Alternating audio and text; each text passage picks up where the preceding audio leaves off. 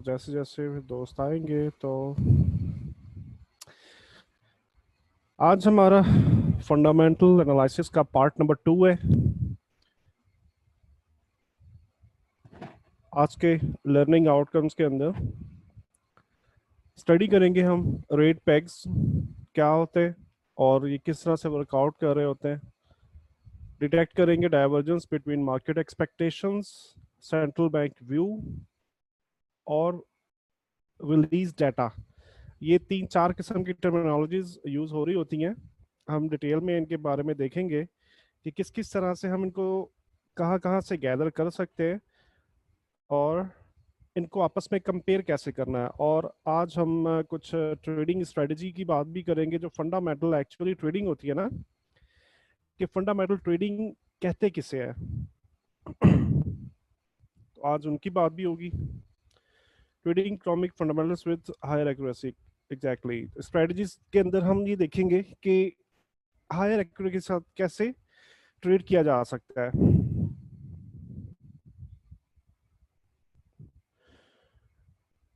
अच्छा जी, स्टार्ट करते हैं जी। Rate peg. रेट पैग एक इस्तेलाह है। इसका ये मतलब होता है कि किसी भी मुल्क का सेंट्रल बैंक किसी भी दूसरे मुल्क के सेंट्रल बैंक के साथ एक खास लेवल पे या एक खास एक्सचेंज रेट के ऊपर एग्री करते हैं कि हम इस रेट से, मिसाल के तौर पे यूरो यूएसडी कुछ ये रेट चल रहा है, ये रेट है, ये रेट है, ये रेट है, जो हमारे पास प्राइस चल रही होती है ना MT4 में,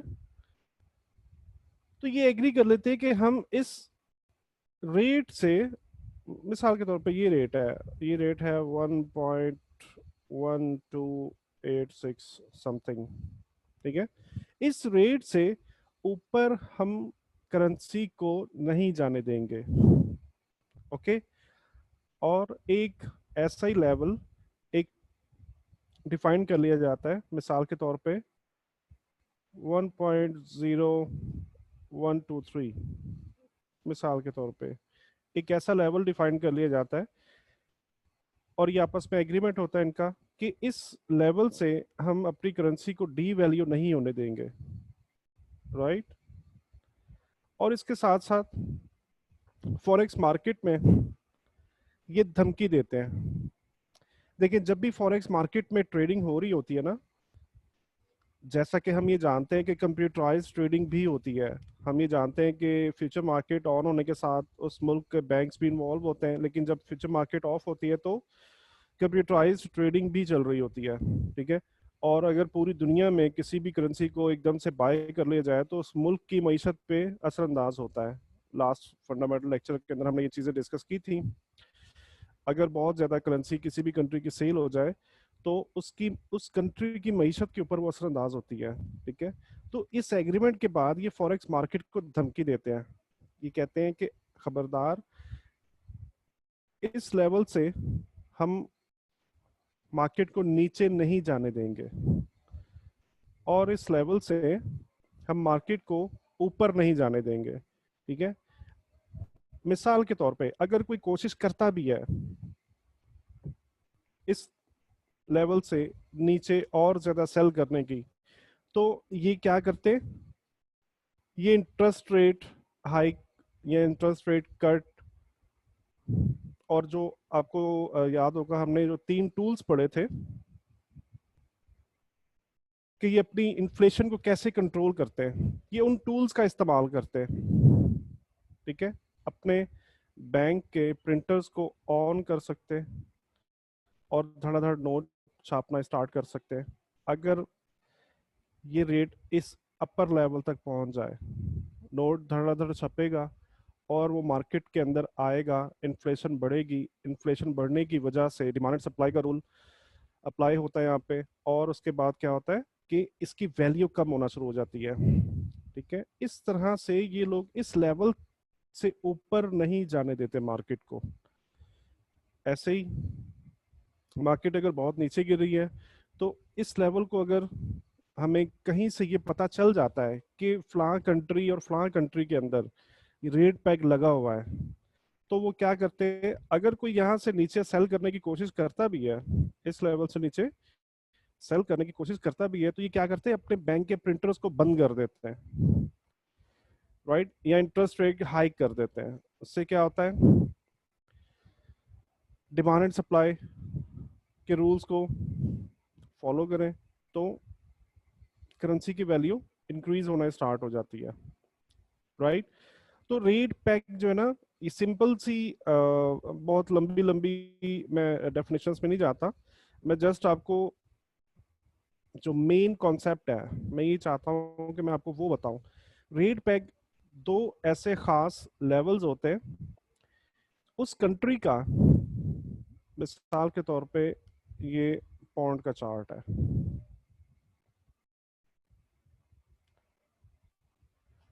तो यूके का जो सेंट्रल बैंक है, ये इस लेवल से मार्केट नीचे नहीं गिरने देता किसी भी सूरत में, और इस लेवल से किसी भी सूरत में मार्केट को ऊपर नहीं, ऐसे नहीं जाने देता, ऊपर नहीं जाने देता, ठीक है। और आपके जो एसएल्स होते हैं ना, मिसाल के तौर पे अगर आप फाइंड आउट कर लेते हो कुछ दो कंट्रीज के दरमियान में रेट पैक लगे हुए हैं, रेट पैक्स लगे हुए हैं, और आप वेट करते हो कि मार्केट उस रेट पैक की प्राइस तक पहुंचे, मिसाल के तौर पे यहां से आपने देखा मार्केट को, आपने वेट किया, मार्केट यहां तक नीचे गिर जाती है, ठीक है, इस लेवल तक, और यहां से आप क्या करते हो, बाय कर सकते हो, ठीक है, बाय कर सकते हो, और आपका एसएल जो होगा इसके नीचे होगा इस लेवल से। तो ये जो आपके एसएल्स होंगे ना, इनको सेंट्रल बैंक प्रोटेक्ट कर रहा होता है। इस वजह से इन इस ट्रेड के अंदर एसएल नहीं होते, राइट। ये वो हॉली ग्रेल है जिसको आमतौर पे हर कोई ढूंढ रहा होता है ना, कि हॉली ग्रेल हमें चाहिए, हॉली ग्रेल चाहिए, ये वो हॉली ग्रेल है, रेड पैक। लेकिन इसके साथ साथ मैं आपको ये बता दूं कि ये बहुत ज़्यादा फ्रीक्वेंटली नहीं होते, बहुत ज़्यादा फ्रीक्वेंटली नहीं आ रहे होते, तेज़ी के साथ ये ट्रेड नहीं मिल रही होती। मुमकिन है कि 6 माह में ट्रेड मिले, मुमकिन है 1 साल में ट्रेड मिले, लेकिन ये जब ट्रेड बनती है ना, तो फिर ये चलती भी बहुत लंबा है, बहुत लंबे प्रॉफिट देती है, ठीक है। और इस वजह से रेट पैक का आपको पता होना चाहिए, जब भी आप बाकी टेक्निकल एनालिसिस के तहत आप ट्रेडिंग कर रहे हो, आप अपने प्रॉफिट्स जनरेट कर रहे हो, लेकिन आप सेंट्रल बैंक की स्पीचेस सुनते जा रहे हो, सेंट्रल बैंक की जो मॉनेटरी पॉलिसीज हैं डाउनलोड करके उनको स्टडी करते हो, आपको किसी भी सोर्स से अगर ये पता चल जाता है कि रेट पैक लगा हुआ है, तो आप, मैं कहता हूँ कि अगर इस तरह की ट्रेड मिल जाए तो पूरे का पूरा कैपिटल लगा देना भी कोई खास वो नहीं है ना, कोई भी यहाँ से पूरे का पूरा अपना अकाउंट लगा सकता है, पूरा का पूरा कैपिटल अकाउंट भी लगा सकता है, ठीक है। ये रेट पैक जिनमें खास तौर पे ये जो हिस्टोरिकल रेट पैक्स हैं, हिस्टोरिकल रेट पैक्स के अंदर जो पेयर्स हैं, हांगकांग डॉलर ने यूएस डॉलर के साथ रेट पैक लगाया हुआ है। इसके अलावा डेनमार्क का रेट पैक चल रहा है कोरोनर के साथ, डेनमार्क का पैक चल रहा है कोरोनर के साथ, और ये 1983 से लगे हुए, जो हांगकांग का रेट पैक है 1983 से लगा हुआ है, डेनमार्क का रेट पैक 1982 से लगा हुआ है, और ये अब तक चल रहे हैं, अब तक ये इतनी इतने ज्यादा देर से, इतने ज्यादा अरसे से ये रेट पैक लगे हुए हैं, और ये अब तक वैलिड है, अब तक चल रहे हैं। इसकी वजह क्या होती है, कोई क्यों किसी कंट्री के साथ रेट पैक लगाएगा? सिंपल है, अगर तो इसमें कुछ ट्रेडिंग डील्स हो सकती हैं, कोई भी दो मुल्क आपस में ट्रेड डील कर रहे होते हैं ना, जैसे अमेरिका और चाइना की ट्रेड डीलें चल रही होती हैं, तो इंपोर्ट और एक्सपोर्ट के जो मुआहदे होते हैं, 16 साल तक जो वैलिड रहते हैं, इन मुआहदों के अंदर रेट पैग लग जाना कोई बड़ी बात नहीं होती।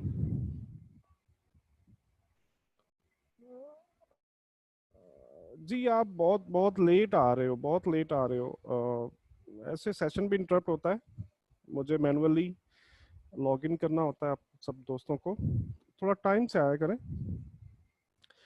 तो जिन दो कंट्रीज के दरमियान में ट्रेड बैलेंसेस के माहदे चल रहे होते हैं, इंपोर्ट एक्सपोर्ट की ट्रेड्स के माहदे चल रहे होते हैं, ये लोग क्या करते हैं आपस में कुछ रेट पैग्स लगा सकते हैं। जी कोई इशू नहीं, जाहिद बोलो, नो प्रॉब्लम। ठीक है, क्या वजह होती है इसकी? ये वजह होती है, अगर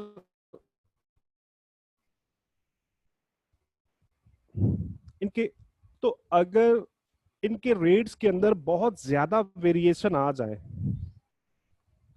मिसाल के तौर पे मार्केट नीचे आती है तो ठीक है, एक कंट्री की वैल्यू गिर रही है तो दूसरी कंट्री फायदा उठा रही होती है, ठीक है, लेकिन इस कंट्री को नुकसान होता है अगर ये मिसाल के तौर पे इस लेवल पर रेट पैग है और यहाँ से नीचे आ जाए तो इन इस कंट्री को और ज्यादा नुकसान होता है। मिसाल के तौर पे मैं आपको समझाने की खातिर, यूरो यूएसडी में है नहीं है वैसे रेट पैग, समझाने की खातिर यूरो यूएसडी की बात कर लेता हूँ। यूरोप का मुआहदा होता है एक्सपोर्ट का यूएसडी के साथ, ठीक है, आई मीन अमेरिका के साथ। तो अगर तो ये यूरो का रेट यहाँ तक गिर जाए तब तक भी अमेरिका उस रेट को बर्दाश्त कर सकता है, वो उस उनकी रेंज के अंदर आ रहा है, जो भी इनका मुआहदा होता है उनकी रेंज के अंदर आता है। तो अगर ये रेट इससे भी ज्यादा गिरना, एक हद से ज्यादा गिरना शुरू हो जाए तो क्या होगा? अमेरिका तो फायदे में रहेगा कि इसको चीजें अब सस्ती मिल रही हैं, लेकिन यूरोप जो है उनको लॉस होना बहुत ज्यादा स्टार्ट हो जाता है। चूंकि ये 10 साल का मुआहदा, 20 साल का मुआहदा, इनका ट्रेड ट्रेड बैलेंस का मुआहदा चल रहा होता है, इसलिए ये उस मुआहदे को तो ब्रेक नहीं कर सकते। वो तो जो इनका जो टर्म्स के ऊपर एग्रीमेंट हो चुका है वो तो 10 साल तक उसी रेट के ऊपर, उसी प्राइस के ऊपर इन यूरोप वालों ने अमेरिका को चीजें एक्सपोर्ट करनी है। इस वजह से ये रेट पैग लगा देते हैं कि हमारी जो मुल्क की करेंसी है ये एक लेवल से ज्यादा नीचे ना गिरे, राइट, एक लेवल से ज्यादा नीचे ना गिरे, ताकि वो एक्सपोर्ट हमारी, वो जो हमारा एक्सपोर्ट्स का मुआहदा है वो डिस्टर्ब ना हो, राइट। इसके साथ साथ इसी के वाइस वर्सा, मिसाल के तौर पे अगर मार्केट ऊपर चली जाती है, यूरो की प्राइस ऊपर चली जाती है, तो इस लेवल के ऊपर तक अमेरिका बियर करता है। मतलब यहाँ पे देखें क्या हो रहा है, यूरो की प्राइस ऊपर जा रही है और अमेरिका को चीजें अब महंगा मिलना स्टार्ट हो रही हैं, क्योंकि अमेरिका इंपोर्ट कर रहा है यूरोप से, इस एग्जांपल के तहत, ठीक है। तो अगर इससे इससे मार्केट ऊपर चली जाती है तो अमेरिका और ज्यादा बियर नहीं करेगा और इससे ज्यादा महंगी परचेजिंग नहीं कर सकता, इस रेट से ज्यादा, इस प्राइस से ज्यादा महंगी परचेजिंग नहीं करेगा। और क्या होगा कि वो जो 10 साल का या 20 साल का इनका ट्रेड एग्रीमेंट हुआ, इंपोर्ट एक्सपोर्ट का जो एग्रीमेंट हुआ, वो डिस्टर्ब हो जाएगा, वो डिस्टर्ब हो जाएगा, राइट। इस वजह से ये रेट पैग्स लगा दिए जाते हैं। ठीक है, रेट पैग मैंने आपको बताया कि ये चूंकि बहुत लंबे लंबे टेन्योर के लिए होते हैं, बहुत लंबे टेन्योर के लिए होते हैं, इसलिए ये बार बार रिपीट नहीं हो रहे होते और ये छोटे टाइम फ्रेम के अंदर हम नहीं देख सकते, राइट। इनको देखना हो तो हम वीकली टाइम फ्रेम में देख सकते हैं, हम डेली टाइम फ्रेम में देख सकते हैं। तो एक एग्जांपल लेते हैं, लेट मी ओपन हांगकांग की एग्जांपल देख लेते हैं। चलो ये चार्ट भी सामने ही आ गया इत्तेफाक से, ये देखें,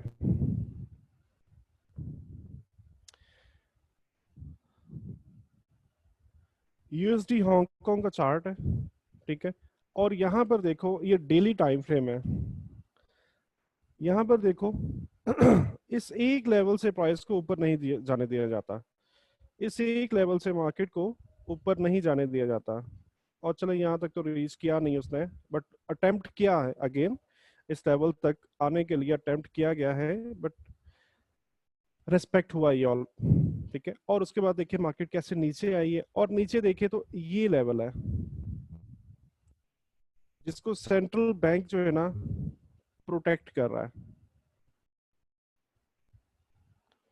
ठीक है, ये परफेक्ट एग्जांपल है एक रेट पैक की। और अगर पीछे देखें, अगर हिस्ट्री में जाके देखें तो भी आप देखो, ये देखो इसी लेवल के ऊपर मार्केट कब से, ये 2016, खैर वो तो मैंने आपको बताया 1983 से ये रेट पैक लगा हुआ है। तो यहाँ पर भी देखें तो जब भी मार्केट यहाँ पर आती है, नीचे आती है, तो इस लेवल,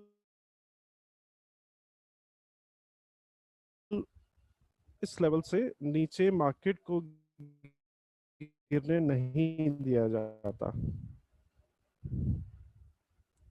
मैक्सिमम 2012 तक का चार्ट शो हो रहा है मेरे पास, और देखो यही लेवल रेस्पेक्ट हो रहा है। ठीक है,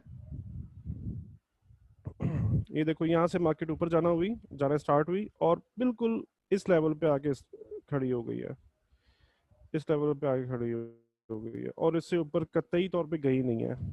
अगर हम इसको वीकली में देख लें,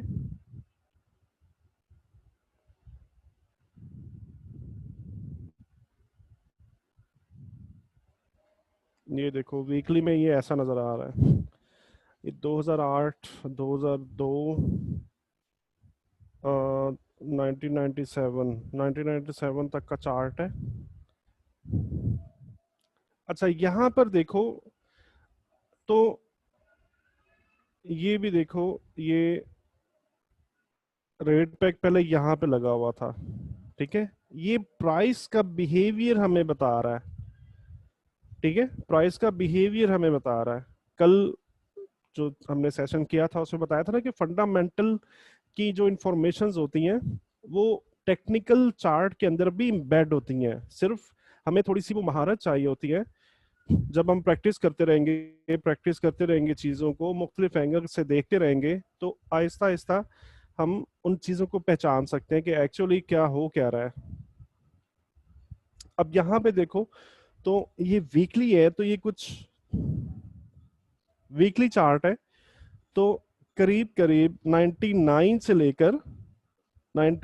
लेके और 2003 तक इसको रेस्पेक्ट किया गया है। उसके बाद मार्केट नीचे आई है, और उसके बाद कुछ 2005 तक इस रेट को पैग लगाया गया है। उसके बाद फिर ये पैग यहाँ से ब्रेक करके और ऊपर लगा दिया गया है।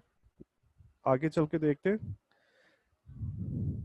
यहाँ पे अभी जो रेट पैग चल रहा है वो इस रेट 7.8484 पे चल रहा है, अभी जो रेट पैग चल रहा है। और नीचे का जो लेवल है वो 7.7480 इस लेवल पे चल रहा है। ठीक है जी, बहुत ही इसमें इसको समझना और इसको देखना बहुत ही आसान है। हाँ, कदरे इसके अंदर आपको ये अपॉर्चुनिटीज बहुत कम मिल रही होती हैं। ठीक है, बहुत बहुत वेट करना होता है, और इसको अभी अगर मार्केट को देखा जाए तो अभी भी मार्केट बिल्कुल लेवल पे खड़ी हुई है।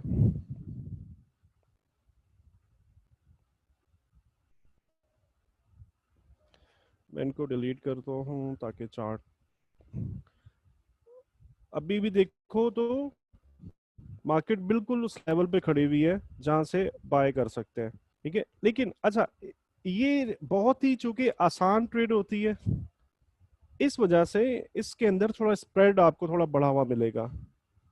राइट, तो आपने क्या करना है, आप जब भी मार्केट लेवल पे आए तो आप बाय और सेल कर सकते हो, आप इसको भी बाय कर सकते हो, लेकिन ये बात तो श्योर है कि इसके नीचे नहीं जाएगा, इस लेवल के नीचे नहीं जाएगा। सेंट्रल बैंक जो है ना इस लेवल को प्रोटेक्ट कर रहा है, ये बात तो श्योर है।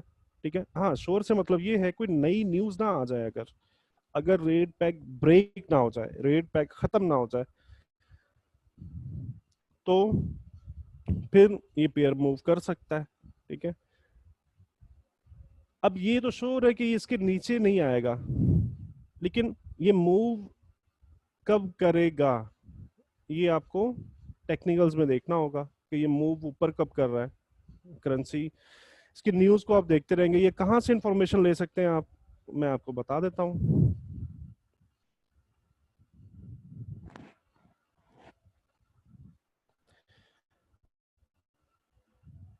ये एक वेबसाइट है, centralbanknews.info। centralbanknews.info। ठीक है, इसके अंदर तमाम दुनिया के जो सेंट्रल बैंक्स हैं इनकी इंफॉर्मेशन यहाँ पे लिखी हुई होती है। आप इस साइट को अच्छे से डिटेल के साथ स्टडी कर सकते हो, और आपको अगर किसी भी कंट्री के दरमियान में रेट पैक की इंफॉर्मेशन मिल जाती है, तो ये ऐसी ट्रेड होती है जिसे हॉली ग्रेल कहा जाता है, बिल्कुल नो एसएल वाली ट्रेड की, जिसमें एसएल होता ही नहीं है।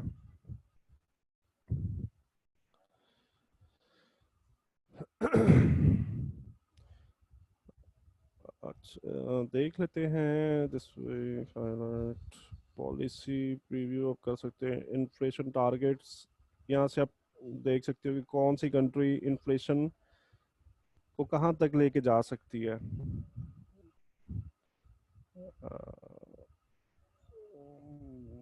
जापानीज का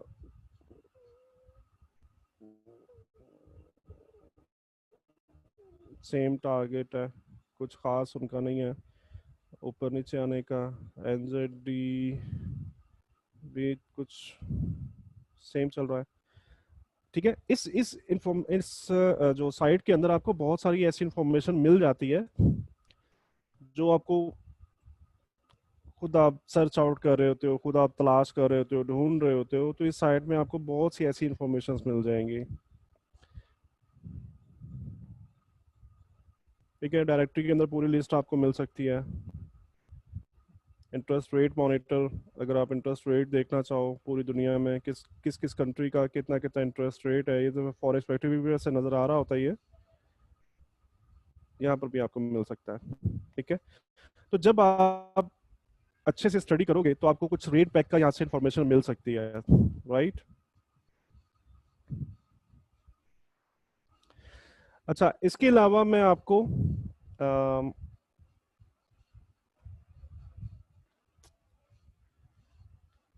एक सेकेंड,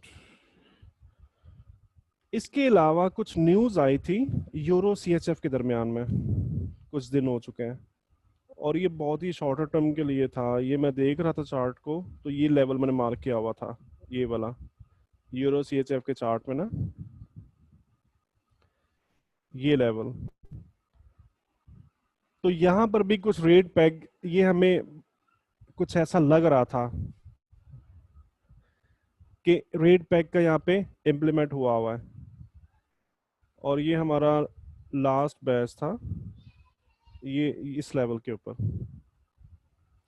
ठीक है, तो इसके लिए आपको थोड़ा मेहनत करना होगी, ये इंफॉर्मेशन निकालना, इंफॉर्मेशन ढूंढना, इसके ऊपर थोड़ी सी आपको मेहनत करना होगी। फंडामेंटल मैंने लास्ट लेक्चर के अंदर आपको बताया था कि फंडामेंटल बहुत ही टफ टॉपिक है और बहुत ही लेंथी टॉपिक है।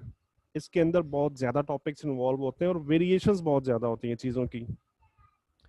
तो उन चीजों को देखना, उनको जांचना और उनसे प्रॉपर नतीजा अखज करना, इसके लिए थोड़ा मेहनत, थोड़ा टाइम और आपका शौक, आपकी लगन चाहिए होगी। तो जिस भी दोस्त को शौक हो, जिस भी दोस्त को लगन हो, तो बिल्कुल मेहनत करें। तरीका आपको मैं बताऊंगा कि आपने कैसे करना है और कहाँ से करना है। ठीक है, तो ये अच्छा,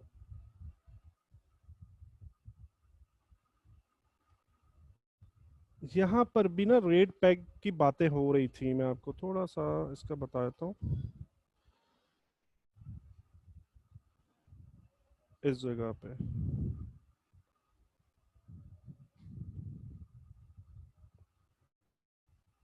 इस जगह पे ये देखो, ये प्राइस का बिहेवियर, ये बिहेवियर,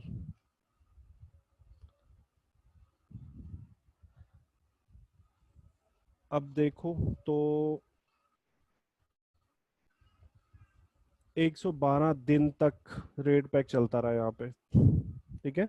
112 दिन तक रेट पैक चलता रहा है।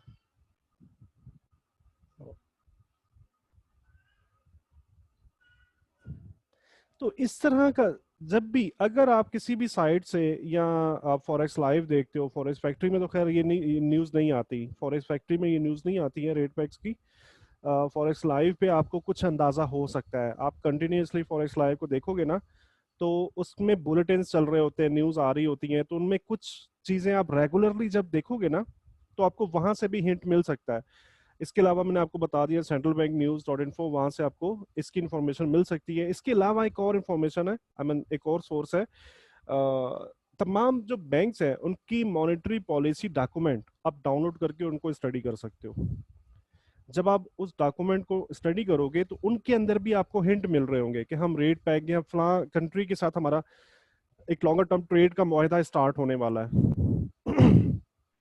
तो उससे क्या होगा, आपको उस हिंट के साथ आपको अंदाजा हो जाएगा कि यहाँ पे कुछ रेट पैक लगा हो सकता है, ठीक है। अच्छा, उसके बाद आप क्या करते हो, प्राइस चार्ट में चार्ट ओपन करोगे और प्राइस का बिहेवियर देख लेते हो, ठीक है। अब यहाँ पर ये बिहेवियर हमें बता रहा है, मार्केट देखो यहाँ से नीचे से ऊपर जा रही है और ट्रेंड करती हुई नीचे आ रही है, और इस जगह पर आके इस लेवल को ब्रेक ही नहीं किया है, ठीक है। इस लेवल को ब्रेक ही नहीं किया है। मतलब क्या है इस बात का, कि डाउन ट्रेंड एकदम से यहाँ पे स्टार्ट होता है, कुछ 112 दिन तक ये रेट पैक जो है ना, ये वर्कआउट कर रहा है,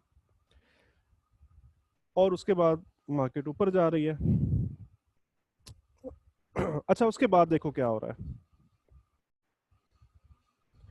मार्केट वापस जब नीचे आ रही है एक स्ट्रॉन्ग डाउन ट्रेंड के साथ, ये देखो, तो अगेन ये रेट पैक जो है ना, ये रेस्पेक्ट हो रहा है, ये देखो, यही वाला लेवल है। तो इस तरह से मुख्तलिफ किस्म के मुख्तलिफ किस्म के कंट्रीज के अंदर आपको रेट पैक जब थोड़ी मेहनत करना होगी, जब तलाश करना होगा, तलाश करने के बाद अगर आप फाइंड आउट कर लेते हो तो ये बहुत ही अच्छी ट्रेड होती है, बहुत ही अच्छी ट्रेड होती है। इसके बाद आप जरूर आर्ग्यू कर सकते हो कि ये स्पाइक क्यों लगा। ये क्वेश्चन बनता है कि जब यहाँ पर इस जगह पर अगर रेट पैक लगा हुआ था, तो इससे नीचे तो मार्केट को जाना नहीं चाहिए था, ठीक है। तो ये स्पाइक एकदम से क्यों लगा, एकदम से मार्केट, और उसके बाद मार्केट ने रिकवर किया। ये सेंट्रल बैंक ने अनाउंस किया था कि हम एकदम से रेट पैक को खत्म कर रहे हैं, ठीक है। सेंट्रल बैंक ने अनाउंस किया था कि हम रेट पैक को खत्म कर रहे हैं। तो हुआ क्या था कि सब दुनिया जो है वो इस लेवल से बाय में बैठी हुई थी, क्योंकि रेट पैक लगा हुआ था, बाय करने के चक्कर में लगे हुए थे, सब सब बाय लगा के बैठे हुए थे। और जब सेंट्रल बैंक ने एकदम से अनाउंस कर दिया कि हम रेट पैक खत्म कर रहे हैं, तो मार्केट से लिक्विडिटी एकदम से गायब हो गई, और दुनिया को बहुत बड़े नुकसान हुए थे। ये तकरीबन 6 जून 2015 वाले दिन की बात है। अगर आप इस दिन में जाके यूरोपियन सेंट्रल बैंक की आप हिस्ट्री देखोगे तो आपको इसकी पूरी डिटेल्स मिल जाती हैं, ठीक है। तो इस चीज से एक और भी चीज सीखने को मिलती है। आमतौर पे जो सेंट्रल बैंक्स की जो अनाउंसमेंट्स होती है ना, उनमें एक कोड ऑफ एथिक्स होता है, इनके एथिकल कोड्स होते हैं कुछ, कि उनमें एक चीज है कि आपने कभी भी मार्केट को बहुत ज्यादा एक्सट्रीम लेवल की एकदम से न्यूज नहीं दे देनी, राइट। एकदम से एक एक्सट्रीम लेवल की न्यूज सेंट्रल बैंक मार्केट को नहीं देता। ये इनके एथिक्स के अंदर ये चीज शामिल है। तो फिर होता क्या है, होता ये है कि इस मूव की वजह से इनको बहुत ज्यादा बदनामी का सामना करना पड़ा था। पूरी, मतलब बहुत बड़ा तबका जो था ना ट्रेडर्स का, वो फ्लॉप हुआ था, बहुत बहुत बड़ा नुकसान हुआ था इस दिन में। और इनको खुद भी, इनकी इकोनॉमी डिस्टर्ब हो गई थी, इनको बहुत ज्यादा लॉसेस हुए, और खुद भी ये डिस्टर्ब हुए बहुत ज्यादा। तो सेंट्रल बैंक अब करता क्या है, सेंट्रल बैंक हमेशा एकदम से बहुत बड़ा सरप्राइज नहीं देता, ठीक है। सेंट्रल बैंक हमेशा एकदम से बहुत बड़ा सरप्राइज नहीं देता। वो क्या करते हैं, वो थोड़े थोड़े हिंट देना स्टार्ट कर देते हैं पहले से। फंडामेंटल ट्रेडिंग करने का सबसे बड़ा ये फायदा है कि आपको पहले से कुछ छोटे मोटे थोड़े थोड़े हिंट मिलना स्टार्ट हो जाते हैं और आप उनकी डायरेक्शन में आप जा सकते हो। ठीक है जी, ये था रेट पेग। इसके लिए आपको जरूर तलाश करने के लिए मैंने आपको सोर्सेज बता दिए, आप कंसर्निंग वेबसाइट पे जाके फाइंड आउट कर सकते हो, स्टडी कर सकते हो। उसके बाद आप मॉनेटरी पॉलिसीज को डाउनलोड कर सकते हो और उसके अंदर आपको हिंट मिलेंगे। कहीं पर भी क्लियरली ये लिखा हुआ नहीं होता, क्लियरली कहीं पर भी ये लिखा हुआ नहीं होता कि हम अब बेरिश करने वाले हैं या डोविस जाने वाले हैं, हॉकिस जाएंगे या डोविस जाएंगे। ठीक है, ऐसा नहीं होता। ये क्या करते, अगर रेट पैग लगाना चाहते भी है ना, तो कुछ टाइम पहले से ऐसी न्यूज देना स्टार्ट कर देंगे जिनका इशारा ये होगा कि हम रेट पैग लगा सकते हैं। राइट, तो इस तरह के हिंट मिलते मिलते आपको ऐसी ट्रेड आप इजीली कर सकते हो।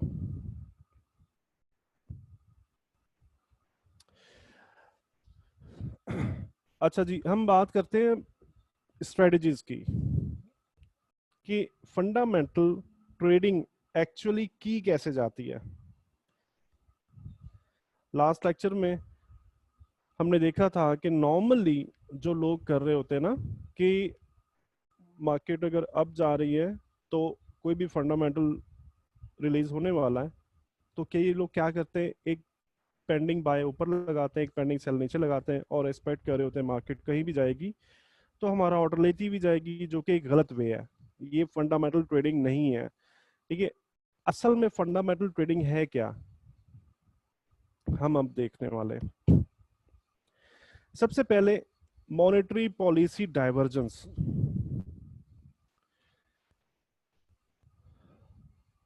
इसके लिए आपको करना क्या होगा, तमाम बैंक्स की मॉनेटरी पॉलिसीज डॉक्यूमेंट को आपने डाउनलोड करना होगा। ठीक है, आप उनको डाउनलोड करोगे और स्टडी करोगे। कुछ 10 से लेके कुछ कुछ कंट्रीज के मॉनेटरी पॉलिसी डॉक्यूमेंट जो है वो 10 पेजेस का भी होता है और कुछ 50 पेजेस से भी ज्यादा के होते हैं। ठीक है, आप उनको स्टडी करोगे, मेहनत लगेगी, टाइम लगेगा जरूर, लेकिन एक टाइम आएगा कि आप हर एक चीज के ऊपर ग्रिप हासिल करते रहोगे आहिस्ता आहिस्ता। तो आपने क्या करना है, आपने तमाम बैंक्स के जो मेन मेन बैंक हैं, कुछ 8 बैंक है मेन, उनकी मॉनेटरी पॉलिसीज को आपने डाउनलोड करना है। डाउनलोड करने के बाद आप उनको स्टडी करोगे और उनमें से आप वो हिडन पॉइंट्स तलाश करोगे कि एक्चुअली इनका फोकस किस चीज पे है। जैसा मैंने आपको बताया कि ये अपनी मॉनेटरी पॉलिसी स्टेटमेंट के अंदर कुछ क्लूज छोड़ रहे होते हैं कि हम एक्चुअली क्या सोच रहे हैं अपनी मईशत के बारे में, अपनी इकोनॉमी के बारे में हम क्या सोच रहे हैं। क्या हम रेट कट करने वाले हैं, क्या हम क्वांटिटेटिव ईजिंग करने वाले हैं, क्या हम रेट हाइक करना, इंटरेस्ट रेट हाइक करने वाले हैं। तो ये तमाम ये चीज़ें हिडन होती हैं इसके अंदर ना। तो अगर आप कुछ ये 8 मेजर कंट्रीज हैं, आप इनकी मॉनेटरी पॉलिसी स्टडी कर लेते हो और उसके अंदर आपको कुछ ऐसे हिंट मिल जाते हैं कि मिसाल के तौर पे अगर जापानीज बैंक की मॉनेटरी पॉलिसी जो है वो कुछ बेयरिश हिंट आपको दिखा रही है। ठीक है, उसमें कुछ ऐसे हिंट्स मौजूद हैं जिससे ऐसा लगता है कि जेपीवाई जो ना इसको वीक करने वाले हैं, क्योंकि स्ट्रॉन्ग तो ये ऑलरेडी रहता है। स्ट्रॉन्ग तो ये आपने सेंटिमेंट का लेक्चर लिया था, उसके अंदर आपको अंदाजा हो चुका है कि जब भी मार्केट में सेंटिमेंट ट्रिगर करता है तो जेपीवाई को बाय किया जाता है। ठीक है, तो ये लोग ज्यादातर जो इनकी पॉलिसीज आती है ना वो वीक वीक पॉलिसीज आती हैं, इसी वजह से इन्होंने नेगेटिव इंटरेस्ट रेट मुतारिफ करवाया हुआ ना, नेगेटिव इंटरेस्ट रेट बताया था ना आपको मैंने पहले। तो अगर आपको मिसाल के तौर पे जेपीवाई के अंदर वीकनेस मिल जाती है कि ये लोग अपनी करेंसी को अब और ज्यादा वीक करने वाले हैं, और इसके साथ मिसाल के तौर पे आपको यूरो कि आपने मॉनेटरी पॉलिसी को स्टडी किया और इसके अंदर आपको स्ट्रॉन्ग पॉइंट मिलना शुरू हो जाते हैं, ऐसे पॉइंट जो कि हॉकिश होते हैं, जो कि बुलिश होते हैं। तो आप क्या करोगे, आप इनका पेयर बनाओगे आपस में। यूरो जेपीवाई पेयर मौजूद है फॉरेक्स के अंदर, यूरो जेपीवाई,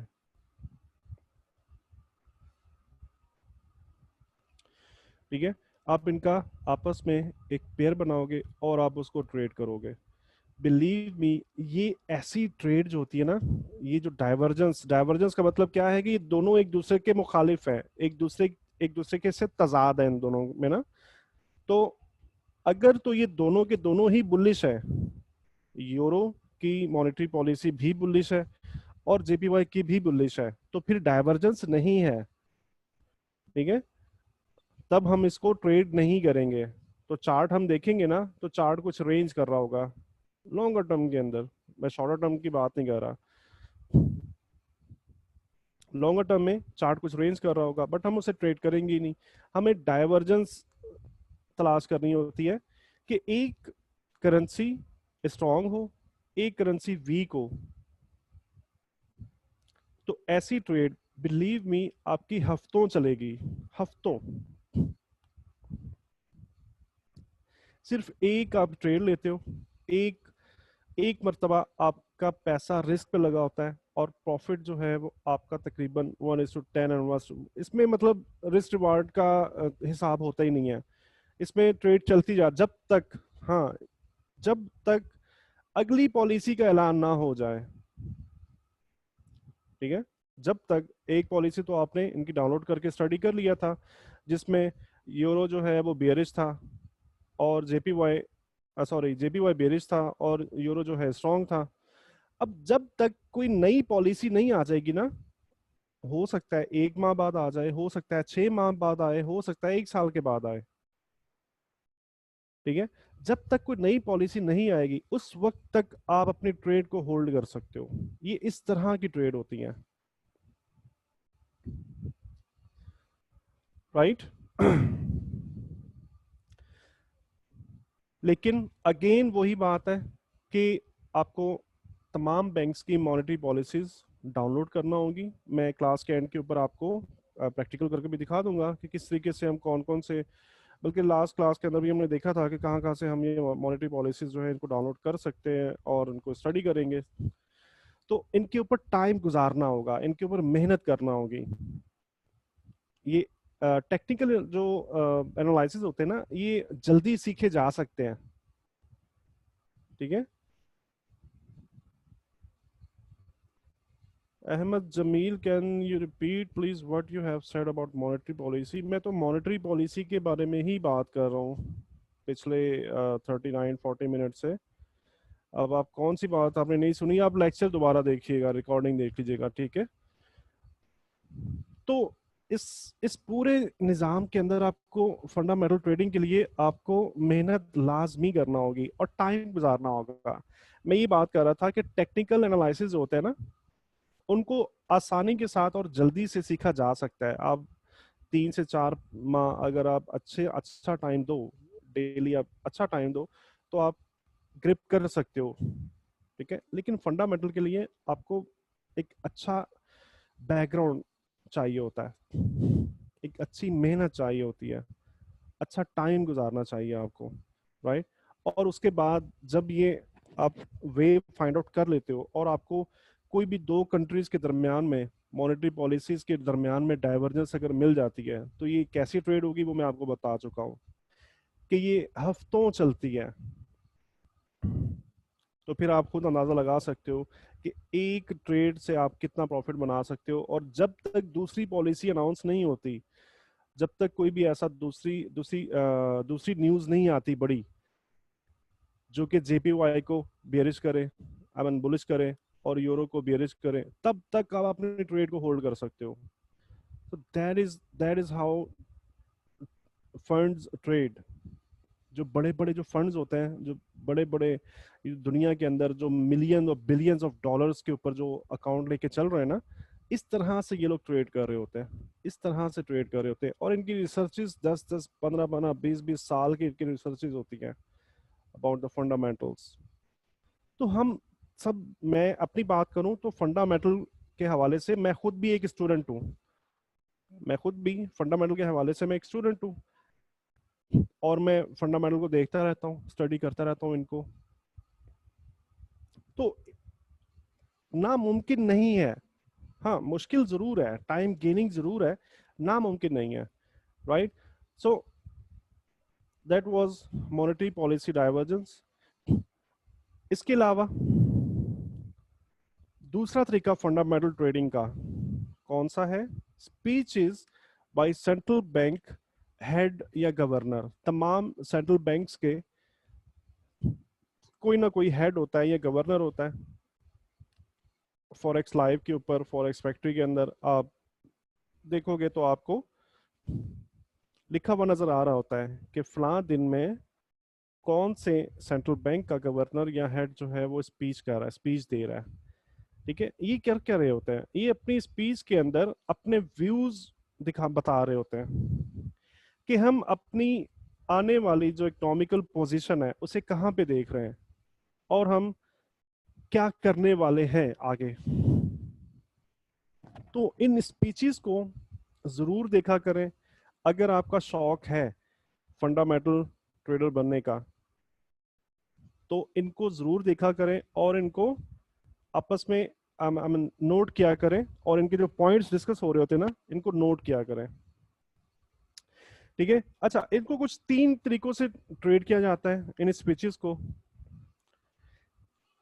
देखना हमने क्या है, again divergence in market expectation and central bank view.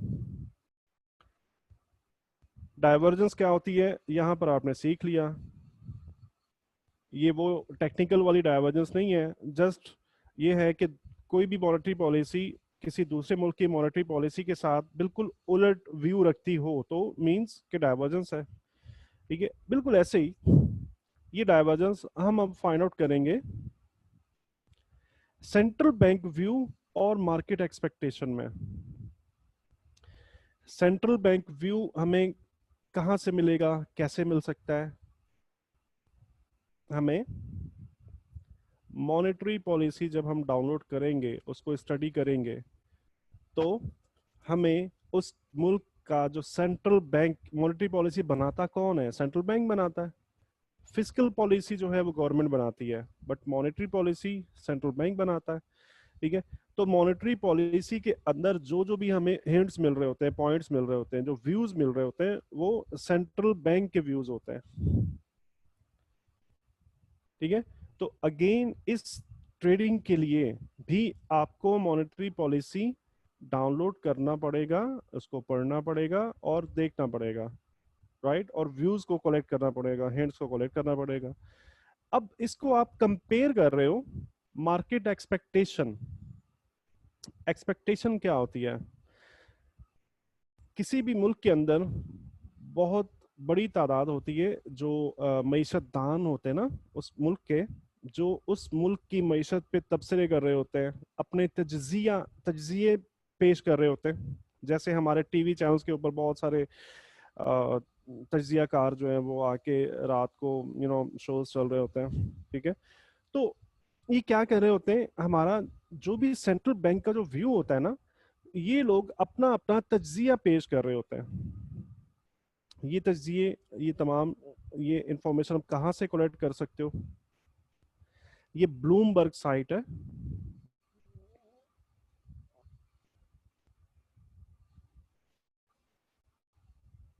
bloomberg.com या फॉरेक्स लाइव।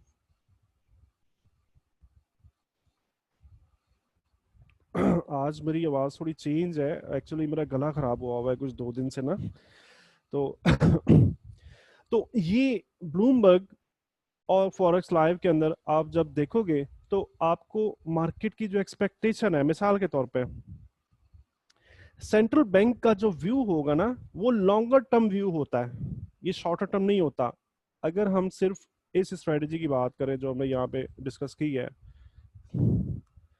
तो ये शॉर्टर टर्म स्ट्रेटेजी नहीं है, ये लॉन्गर टर्म स्ट्रेटेजी। इसके अंदर हम क्या कर रहे थे, हम दोनों मुल्कों की मॉनेटरी पॉलिसीज के अंदर डाइवर्जेंस तलाश कर रहे हैं और इसको ट्रेड कर रहे हैं, जो कि बहुत ही लंबी चलती है, राइट। अब इस स्ट्रेटेजी के अंदर, स्पीचेस के अंदर आपको कैसे ट्रेड करनी है, और ये थोड़ा शॉर्टर टर्म ट्रेड होती है, ये बहुत लंबी ट्रेड नहीं होती, ठीक है। लेकिन आपको जो कंपेयर करना है वो सेंट्रल बैंक के व्यू के साथ कंपेयर करना है, लेकिन बहरहाल आपको जरूरत फिर भी मॉनेटरी पॉलिसी की पड़ती है, ठीक है। तो मार्केट एक्सपेक्टेशन जो है वो आप कहां से कोलेक्ट करोगे? मार्केट एक्सपेक्टेशन आप ब्लूमबर्ग और फॉरेस्ट लाइव के अंदर बहुत सारे तज्जियाकार होते हैं, ये क्या करते हैं, जो सेंट्रल बैंक का जो मेजर व्यू होता है ना, लॉन्गर टर्म व्यू, वो लॉन्गर टर्म व्यू के अंदर छोटी छोटी न्यूज जो आ रही होती है ना, ये उनके ऊपर अपना तज्जिया पेश कर रहे होते हैं कि सेंट्रल बैंक क्या सोच रहा है। और कोई भी, जैसे फॉरेक्स फैक्ट्री के अंदर हमें लिस्ट आ रही होती है ना पूरी न्यूज की, तो उन न्यूज का क्या एक्सपेक्टेशन हो सकती है, क्या ये जो स्पीच होने वाली है इसके अंदर इस इकोनॉमी को बुलिश बताया जा सकता है, क्या बियरिश बताया जा सकता है, या ये न्यूट्रल भी रह सकती है, ठीक है, न्यूट्रल भी रह सकती है। तो आप क्या करेंगे, इन स्पीचेस को सुनेंगे और साथ साथ उन तमाम तज्जियाकार जो हैं वो उनके नंबर्स आ रहे होंगे वहां पे, और एक्सपेक्टेशन वो आपको बता रहे होंगे कि ये एक्सपेक्ट किया जा रहा है, ठीक है। इस तरीके से आप ये दोनों डाटास को कलेक्ट करोगे, ये तो ऑलरेडी आपने कर लिया। अब हम क्या कर रहे हैं, इन दोनों डाटा को आपस में कंपेयर करके ट्रेड करेंगे, राइट। कैसे, अब देखते हैं। If market expectation is bullish या bearish हो, central bank turn out to be neutral, then traders should trade the price in move, priced in, priced in, ठीक है। एक ये इस्तेलाह, ये प्राइस चार्ट वाली प्राइस नहीं है, ये प्राइस, प्राइस्ड इन एक इस्तेलाह है जो फंडामेंटल में इस्तेमाल होती है। अब मैं आपको बताता हूँ कैसे आप इसको देख सकते हो। देखो, एक्सपेक्टेशन आप कहाँ से देख सकते हो, एक तो भी मैंने आपको बता दिया कि आप फॉरेक्स लाइव देख सकते हो, ब्लूमबर्ग देख सकते हो। इसके अलावा एक और वे है जिससे आप मार्केट एक्सपेक्टेशन देख सकते हो, वो है चार्ट। जब आप ओपन करोगे ना, मिसाल के तौर पे ईसीबी की कोई न्यूज आने वाली है, आप यूरो का चार्ट ओपन कर लेते हो, चार्ट ओपन करोगे और न्यूज आने से कुछ आधा घंटा पहले आपने क्या करना है, M5 का चार्ट ओपन कर लेना है, M5, ठीक है। M5 का जब चार्ट ओपन करोगे तो आप ये देखोगे कि मार्केट एक डायरेक्शन पकड़ लेती है न्यूज आने से कुछ एक घंटा पहले या आधा घंटा पहले, एक डायरेक्शन पकड़ लेती है। अगर तो M5 के अंदर ये चार्ट कुछ बुलिश नजर आया आपको, तो इसका मतलब है कि मार्केट की एक्सपेक्टेशन बुलिश है, ठीक है। अगर M5 के चार्ट में आधा या एक घंटा पहले अगर आपको न्यूज आने से पहले बियरिश ट्रेंड नजर आ जाए, गिरती हुई मार्केट नजर आ जाए, तो आप ये कह सकते हो कि मार्केट की एक्सपेक्टेशन बियरिश है, ठीक है। और अगर ये रेंज करे, ये चार्ट रेंज कर रहा हो, तो आप ये कह सकते हो कि न्यूट्रल विजन है, कोई खास न्यूज नहीं है, कोई खास एक्सपेक्टेशन नहीं है, ठीक है। अब ये जो इस्तेलाह, ये बात मैं आपको ये समझाना चाह रहा हूं एक्चुअली, प्राइस्ड इन, मार्केट क्या कर रही होती है, एक्सपेक्टेशन को प्राइस्ड इन करना स्टार्ट कर देती है, right. Price in price out दो इस्तेलाह होती हैं। प्राइस इन करना क्या मतलब है, अगर तो ये बुलिश इस्तेलाह है तो मार्केट इसको, आई मीन अगर तो एक्सपेक्टेशन जो है वो बुलिश है, ठीक है, तो मार्केट क्या करेगी, मार्केट अप ट्रेंड के अंदर जाना स्टार्ट हो जाएगी, जिसे हम कहते हैं कि प्राइस इन कर रही है मार्केट, अगर मार्केट की एक्सपेक्टेशन बेरिश है और न्यूज आने से कुछ 30 मिनट या 60 मिनट पहले M5 का चार्ट आप ओपन करते हो और उसके अंदर आपको चार्ट ऐसे बेरिश नजर आ रहा है, तो आप एक तो ये भी देख सकते हो कि एक्सपेक्टेशन क्या है, बेरिश है, ठीक है। और उसके साथ साथ हम ये कहेंगे कि मार्केट इस बेरिश एक्सपेक्टेशन को प्राइस इन कर रही है, ठीक है। यानी कि प्राइस इन का मतलब क्या होता है कि वो एक्सपेक्टेशन जो है वो उसको एब्जॉर्ब कर रही है। मैं आपको एक मिसाल देना चाहूंगा यहाँ पे ताकि आपको बेहतर तरीके से समझ में आ जाए। मिसाल के तौर पे अगर आप किसी भी मुश्किल का शिकार हो जाते हो, कोई भी मुश्किल आ जाती है और आपको कुछ 10 लाख रुपयों की जरूरत पड़ जाती है, अचानक से 10 लाख रुपए की जरूरत है। आपके दो दोस्त हैं, उनमें से एक दोस्त से आपको उम्मीद है कि अगर आप उस दोस्त से पैसा नहीं भी मांगेंगे ना तो वो दे देगा। एक दोस्त से आपको ऐसी उम्मीद है कि अगर आप उससे पैसा मांगोगे नहीं तब भी वो दे देगा, अगर उसको ये पता चल जाए कि आप इस मुश्किल में हो तो वो पैसा दे देगा। आप उससे ये उम्मीद कर रहे हो, आप उससे क्या कर रहे हो, एक्सपेक्ट कर रहे हो,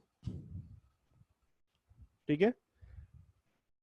अगर आप किसी मुश्किल में आ जाते हो और वो दोस्त आपका आपको 10 लाख रुपया दे देता है तो आपको कितनी खुशी होगी, मुझे ये बताओ।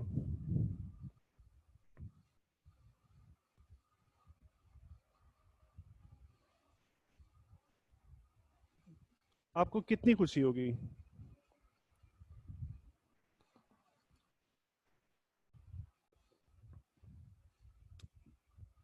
एग्जैक्टली exactly, जाहिद बलोच, थोड़ी खुशी होगी, ठीक है। आपको थोड़ी, क्योंकि थोड़ी खुशी क्यों होगी, क्योंकि आपको पहले से उससे उम्मीद थी और वो आपकी उम्मीद के ऊपर पूरा उतर गया। सो इट्स नॉर्मल, ये नॉर्मल चीज है कि आपको किसी से कोई उम्मीद थी और वो अपनी आपकी उम्मीद के ऊपर वो पूरा उतर गया, तो ये नॉर्मल है, नो नो प्रॉब्लम है इसमें। कुछ भी ऐसा नहीं है कि बहुत ज्यादा खुशियां मनाई जाएं, फायरिंग कर दी जाए खुशी के अंदर, ठीक है। अब आपका एक और दोस्त है, आपको उससे बिल्कुल भी उम्मीद नहीं है कि वो आपकी जरा सी भी हेल्प कर सकता है किसी भी बुरी सिचुएशन के अंदर। अगर वो आपकी उस सिचुएशन के अंदर आपको 10 लाख रुपए अचानक से ला के दे देता है कहीं से, तो आपको कितनी खुशी होगी, ऐसे दोस्त से जिससे आपको बिल्कुल भी उम्मीद नहीं थी।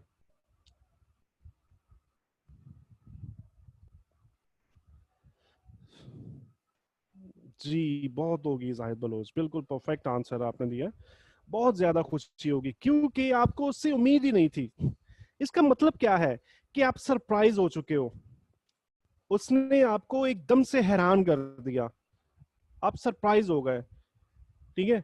तो सरप्राइज के अंदर आदमी चौंकता है, एकदम से मुख्तलिफ किस्म की वो जो खुशी है उसका उसकी उसकी मिकदार तादाद बढ़ जाती है उसकी, राइट। तो मार्केट न्यूज ट्रेडिंग जो होती है, जो फंडामेंटल ट्रेडिंग होती है, मार्केट जो बिहेव करती है ना, मार्केट जो मूव करती है वो सरप्राइजेस के ऊपर मूव करती है, ये बात याद रखना हमेशा। मार्केट हमेशा सरप्राइज के ऊपर मूव करती है, ठीक है। अब यहां पर देखो क्या हो रहा था, एक्सपेक्टेशन मार्केट की बुलिश है और इस एक्टिविटी को हम क्या कहेंगे कि मार्केट एक्सपेक्टेशन को प्राइस इन कर रही है, ठीक है। यहां तक समझ में आ गया मार्केट एक्सपेक्टेशन और प्राइस इन क्या होता है। अब मैं आपको लेके चलने वाला हूं वो मिसाल जो मैंने आपको दी। अब हम कंपेयर कर रहे हैं इन दोनों को। तो number one, if market expectation is bullish bearish, central bank turn out to be neutral, then trader should fade the price in move, ठीक है। होगा क्या कि अगर सेंट्रल बैंक का व्यू जो है न्यूट्रल रहता है, न्यूट्रल क्यों रहेगा, कब रहेगा, जब ये अपनी इकोनॉमी के ऊपर इत्मीनान के इजहार कर रहे होते हैं कि हमारी इकोनॉमी बेहतर चल रही है, हमें कोई भी नए इकदाम उठाने की ज़रूरत नहीं है, हमारे नो प्रॉब्लम है, सब ठीक चल रहा है, सब ओके है। मींस कि न्यूट्रल बिहेवियर है सेंट्रल बैंक का। ठीक है, अब न्यूज़ आने वाली है, न्यूज़ के अंदर एक्सपेक्टेशन बुलिश की जा रही थी। ठीक है, एक्सपेक्ट बुलिश की जा रही थी, तो मार्केट क्या कर रही है, अब प्राइस इन कर रही है इसको। अब न्यूज़ आ जाती है, मिसाल के तौर पे इस जगह पे न्यूज़ अनाउंस होनी है, अब आप क्या कर रहे हो, स्पीच भी आप सुन रहे हो साथ साथ। ठीक है, अब स्पीच के अंदर भी ये सेंट्रल बैंक का व्यू क्या था, न्यूट्रल था। अगर स्पीच के अंदर भी ये न्यूट्रल व्यू ही देता है, ये सेंट्रल बैंक का जो हेड है, गवर्नर है, अगर ये न्यूट्रल व्यू ही देता है, कोई भी ऐसी सरप्राइजिंग बात नहीं करता, तो आप इसको इमीडिएट सेल कर सकते हो। मार्केट जहां से चली थी ना, वहीं पर आ जाएगी। ठीक है, आप इसको इमीडिएटली सेल कर सकते हो। कैंडलस्टिक पैटर्न अपीयर हो, इसकी कंफर्मेशन आपको मिले तो और ज्यादा अच्छी बात है। लेकिन इसके लिए भी आपको सेंट्रल बैंक व्यू पता होना चाहिए कि मॉनेटरी पॉलिसी के अंदर सेंट्रल बैंक के मेजर व्यू क्या है। मार्केट एक्सपेक्टेशन आपको ये मूव बता देती है, ये जो प्राइस इन मूव होती है ना, ये मूव बता देती है। अच्छी बात है कि आप तज्जिया कार के इंटरव्यूज पढ़ो, आप तज्जिया कार के जो उनके जो वीडियोस आ रही होती है यूट्यूब चैनल्स के ऊपर इनके चल रहे होते हैं, और फॉरेक्स लाइव के ऊपर इन रिटन फॉर्म भी आपको ये तमाम डाटा मिल जाता है। अच्छी बात है कि वो कंप्लीट पढ़ो, ये अच्छी बात है। हाँ, लेकिन अगर आप इतनी मेहनत नहीं करना चाहते हो, अगर आप इतना ज्यादा बॉदर नहीं करना चाहते हो, तो आप कैसे कर सकते हो, आप इस न्यूज आने से आधा घंटा पहले या एक घंटा पहले आप मार्केट एक्सपेक्टेशन को देख सकते हो प्राइस चार्ट के जरिए। ठीक है, तो मार्केट एक्सपेक्टेशन क्या थी, वो ये वाला व्यू था। ठीक है, अब बात कहाँ पे आ जाती है कि सरप्राइज कहाँ पे मिलेगा, कि सरप्राइज कहाँ पे है। सरप्राइज मिलेगा आपको इस स्पीच के दौरान में, राइट। अगर तो कोई सरप्राइज मिल जाता है, हम आगे वो भी देखने वाले कंप्लीट कि सरप्राइज कैसे मिल सकते हैं। तो अगर तो ये सेंट्रल बैंक व्यू से मिलते जुलते इसके कमेंट होते हैं अपनी स्पीच के दौरान में, इसके तमाम कमेंट सेंट्रल बैंक व्यू से मिलते जुलते होते हैं, मतलब क्या है कि न्यूट्रल न्यूट्रल व्यूज ही रहते हैं स्पीच के दौरान। तो मार्केट जहां से चली थी ना, जहां से प्राइसिंग करना शुरू हुई थी मार्केट, इस जगह से मार्केट प्राइसिंग करना स्टार्ट हुई है, तो आप इसको क्या करोगे, आप सेल करोगे, और ये उसी जगह पे आके खड़ी हो जाएगी, राइट।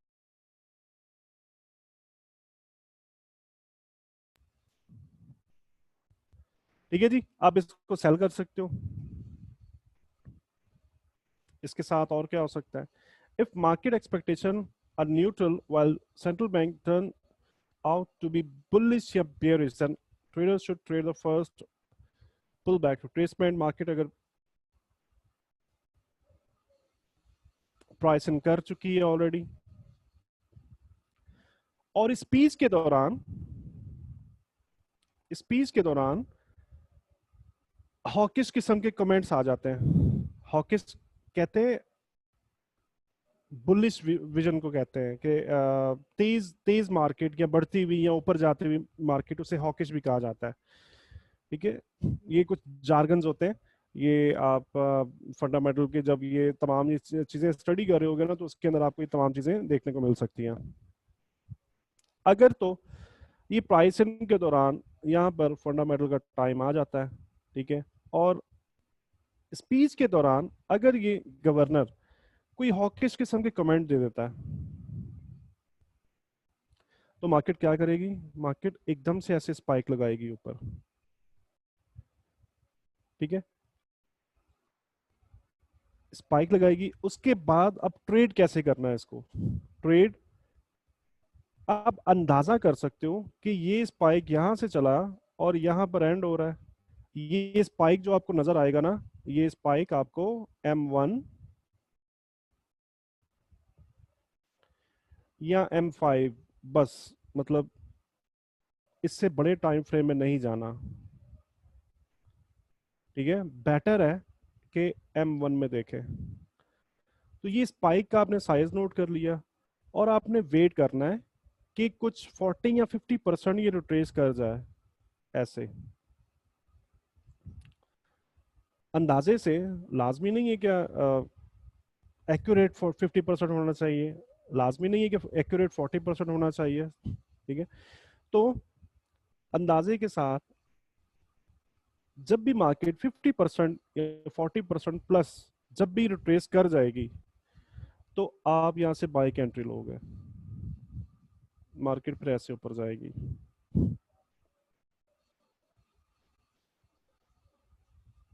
राइट, बिल्कुल इसी तरीके से अगर बेयरिश व्यू की बात करें तो मार्केट क्या करेगी, पहले न्यूज आने से पहले प्राइस इन कर रही होगी, ठीक है। प्राइस इन करेगी, इस जगह पे आप समझ लो कि न्यूज आ जाती है। न्यूज आने के बाद मार्केट में एकदम से बेयरिश, ये स्पीच के दौरान अगर कोई डॉविश किस्म के कमेंट्स आ जाते हैं, डॉविश कहते हैं बेयरिश कमेंट्स को, गिरती हुई मार्केट को, ठीक है, तो मार्केट एकदम से ऐसे स्पाइक लगाएगी, और उसके बाद आप पुल बैक का वेट करोगे। ये जो पहला स्पाइक होता है ना, ये वाला पहला स्पाइक, इसको कभी भी ट्रेड नहीं करते। इसकी वजह लिक्विडिटी के क्लास में आपको डिटेल से बताई जा चुकी है कि क्यों इसको ट्रेड नहीं करते। ये स्पाइक एक्चुअली वैक्यूम की वजह से आता है, लिक्विडिटी वैक्यूम की वजह से आ रहा होता है, ठीक है। यहाँ पे ट्रेडिंग होती ही नहीं है। जो इंस्टीट्यूट्स है ना, वो भी क्या कर रहे होते हैं, इस स्पाइक की साइड पर रिट्रेसमेंट के बाद एंटर हो रहे होते हैं, ठीक है। तो जब भी मार्केट 40-50% रिट्रेस कर जाए, आप सेल की ट्रेड करोगे, राइट।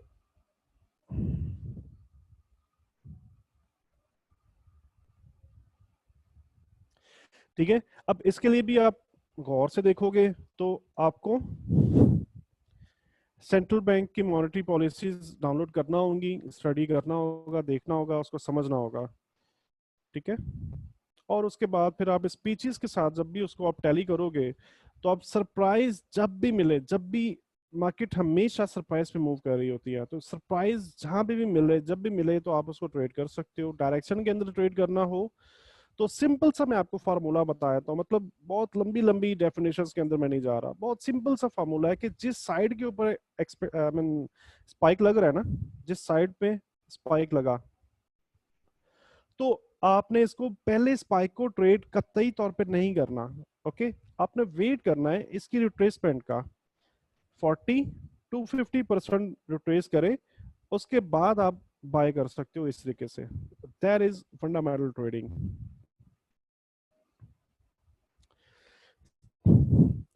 अच्छा, इसके अलावा एक और वे फंडामेंटल को ट्रेड करने का,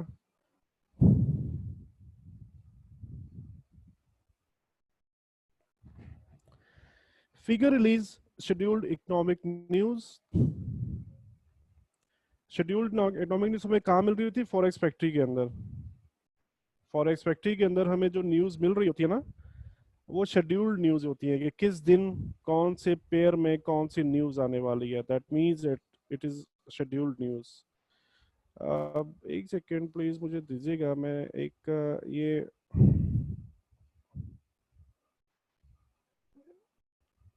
अच्छा अच्छा अच्छा, वो नाम चेंज हो गया है, जुल्फिकार, निज़ार, निज़ार अली, जाहिद, एहतशाम एंड अहमद जमील। कोई साहब आए थे अभी, और वो बिल्कुल अजीब और गरीब सा नाम था उनका, समझ में नहीं आ रहा था ये कौन है। चले। और वो मेन था, मेरा लैपटॉप बंद हो गया था, फोन पे मैंने कनेक्ट कर दिया, लाइट चला गया था, बड़ा नाम था, अभी मैंने एडिट कर दिया। जायद बात कर रहा अच्छा, जाहिद, जाहिद अरबाज, ठीक है। हाँ, मैं हूँ। वही आपको एडमिट किया है, मैं वही देख रहा हूँ ये कौन साहब है, क्योंकि नाम का अंदाजा रहना चाहिए। जी जी सर, मैं था वहां से डिस्कनेक्ट हो गया, इसीलिए यहाँ फोन पे भी सुन रहा हूँ आपको। Okay, good. अच्छा,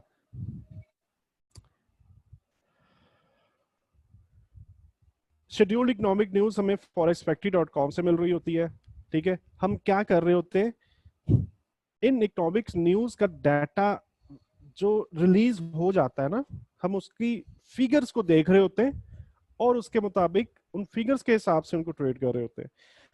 नॉर्मली कॉमन कोई भी न्यू कमर जब भी फॉरेक्स मार्केट में आता है ना, तो उसकी ये सबसे पहली कोशिश होती है, सबसे पहली कोशिश होती है कि फॉरेक्स फैक्ट्री में आने वाले जो नंबर्स हैं, जो रिलीजेस हैं, उनको वो ट्रेड कर सके, जिसके नतीजे में एक्चुअली ये सब कुछ ये लॉसेस हो रहे होते हैं। और ये जो मैंने बताया था आपको स्ट्रेटजी की जी, पेंडिंग बाय और पेंडिंग सेल ऑर्डर लगाना, और ये तमाम ये मतलब ये सब उसी के ऊपर चल रहा होता है।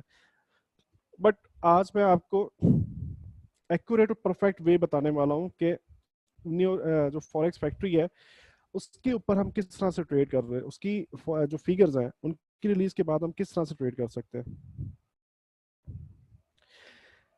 हमें क्या करना है, ये कौन साहब है जी? अच्छा, हमें क्या करना है, हमें फोरकास्ट चाहिए सबसे पहले, और सेंट्रल बैंक व्यू चाहिए। ठीक है, सेंट्रल बैंक व्यू हमें कहां से मिलेगा? अगेन पॉलिसी जब हम डाउनलोड करेंगे तो उसके बाद हमें सेंट्रल बैंक का व्यू मिल जाएगा कि सेंट्रल बैंक एक्चुअली क्या चाह रहा है, क्या सोच रहा है अपनी करेंसी के बारे में, अपनी इकोनॉमी के बारे में। और उसके बाद हमें एक और चीज चाहिए होती है जिसे कहते हैं फोरकास्ट। फोरकास्ट क्या होती है? फोरकास्ट भी वही एक्सपेक्टेशन होती है जो उस मुल्क के तज्जियाकार कुछ नंबर्स की शक्ल में हमें बता रहे होते हैं कि जो भी इंडिकेटर रिलीज होने वाला है। मिसाल के तौर पे हम चलते हैं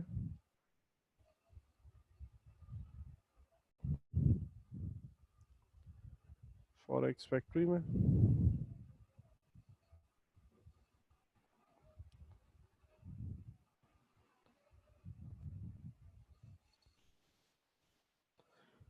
अच्छा अभी तो छुट्टी है इस वजह से कोई न्यूज़ नहीं आ रही, तो हम क्या करेंगे, हम थोड़ा बैकवर्ड जाएंगे।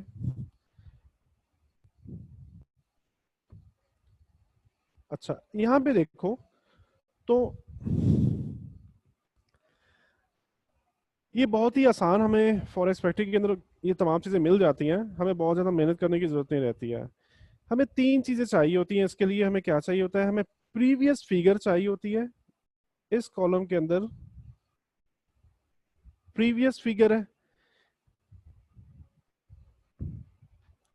फोरकास्ट चाहिए होती है, इस कॉलम के अंदर हमें फोरकास्ट मिल रही होती है।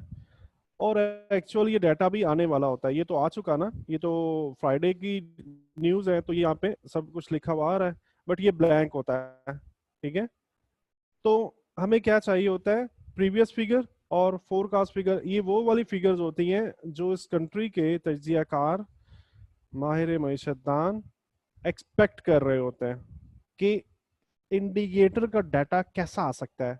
अब यहाँ पे देखो तो फ्राइडे 7 अगस्त 4:30 AM JPY करेंसी के अंदर average cash earning year to year, Y Y लिखा हुआ है, मतलब ईयर टू ईयर ये इंडिकेटर है। प्रीवियस जो लास्ट ये इंडिकेटर आया था, तो उसमें क्या फिगर आई थी? -2.3%। ये प्रीवियस फिगर है। और फोरकास्ट क्या है? फोरकास्ट है -3। ठीक है, और ये अभी आनी होती है, अभी हम इसको छोड़ देते हैं। अब यहाँ से फोरकास्ट जो है ना, इसको कलेक्ट कर सकते हो, आप देख सकते हो। अगेन आप वापस चले जाओगे चार्ट पे, चार्ट पे जाके देखोगे कि मार्केट की एक्सपेक्टेशन जो है ना वो क्या है, प्राइस इन क्या हो रहा है, प्राइस इन हो रहा है या नहीं हो रहा, क्या चल रहा है, मतलब बुलिश जा रहा है, बेरिश जा रहा है, चार्ट या रेंज कर रहा है। उससे भी आपको अंदाजा हो जाएगा कि फोरकास्ट जो है वो बेरिश व्यू रखती है या बुलिश व्यू रखती है। ठीक है, उसके बाद हम वेट करते हैं एक्चुअल नंबर का, रिलीज का, कि डाटा रिलीज हो, जो कि ये नंबर होता है। अब मिसाल के तौर पे यहाँ पे जो मैं आपको चीज बताना चाहता हूँ उसकी एग्जाम्पल नहीं है, तो हम पीछे चलते हैं।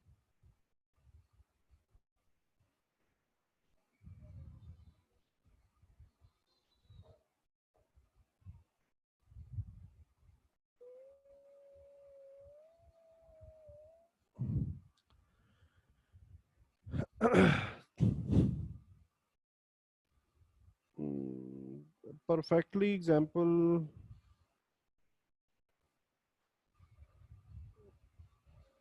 असल में कोरोना की वजह से हर चीज, हर मुल्क की इकोनॉमी इतनी ज्यादा डिस्टर्ब हुई हुई है।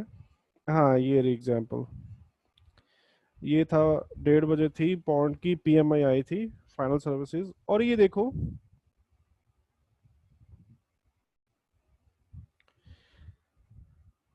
प्रीवियस 56.6, प्रीवियस नंबर 56.6 था, और एक्सपेक्टेशन जो थी 56.6, ठीक है। और एक्चुअल डाटा जो रिलीज हुआ 56 पॉइंट, मैं इसको 6 कर देता हूँ। मैं ये दिखाना चाहता हूँ कि सेम डाटा है, वो भी सेम है, ठीक है। तो क्या होगा, मार्केट जो भी प्राइसिंग कर रही थी, अब यहां पे थोड़ा सा गौर से सोचो।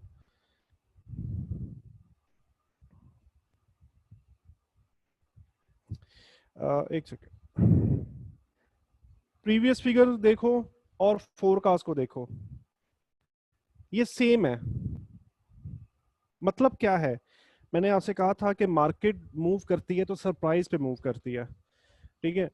यानी कि यहाँ पे ये एक्सपेक्ट किया जा रहा है कि जो लास्ट इंडिकेटर का डाटा जो आया था ना, अभी भी वही आने वाला है, फोरकास्ट भी यही किया जा रहा है, ठीक है। और एक्चुअल भी 56.5 है, ये एक्चुअली अब इसको 6 समझ लो।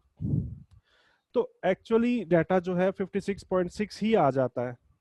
तो इसका मतलब है कि नथिंग स्पेशल, कुछ भी सरप्राइज नहीं है, सब सब नॉर्मल है, जो हमने सोचा वैसा हो गया।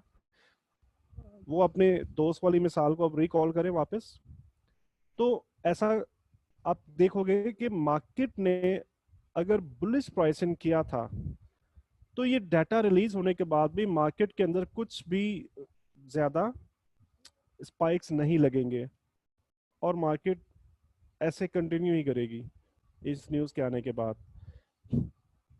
राइट।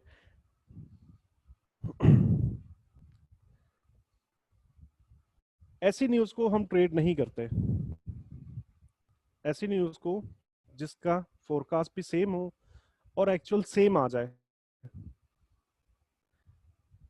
तो ऐसी न्यूज को ट्रेड नहीं करते, क्योंकि इसमें कुछ भी खास नहीं होता। हाँ, ट्रेड आप फिर भी कर सकते हो, कैसे, आपको ये जरूर पता चल चुका है कि मार्केट में कुछ खास एक्टिविटी नहीं होने वाली है, कुछ खास चेंजिंग नहीं होने वाली है, जो भी हमने एक्सपेक्टेशन की थी वैसे ही एक्चुअल फिगर आ गई है।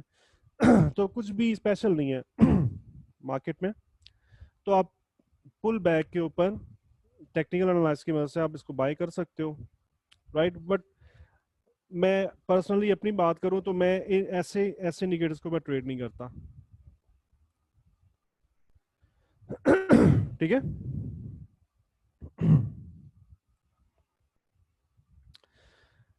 अच्छा, सरप्राइज कहाँ मिलेगा हमें? सरप्राइज हमें, अगेन वापस चलते हैं फॉरेक्स फैक्ट्री पे। हाँ हाँ हाँ, परफेक्ट एग्जाम्पल ढूंढ लेते हैं ताकि मैं आपको एक्सप्लेन, चले इसकी बात कर लेते हैं, ये भी अच्छी एग्जाम्पल है। इस एग्जाम्पल को देखो, तो प्रीवियस नंबर और फोरकास्ट ये दोनों सेम है, ठीक है। यहां पे मैंने 6 कर दिया था, इसका क्या मतलब है कि प्रीवियस भी सेम है, फोरकास्ट भी सेम है, और रिलीज जो है डाटा जो आया वो भी सेम है। इट मतलब इट मींस के नो नो सरप्राइज, ओके। और यहाँ पे देखो, प्रीवियस और फोरकास्ट सेम है, और रिलीज जो है वो ज्यादा है, अबव है ये।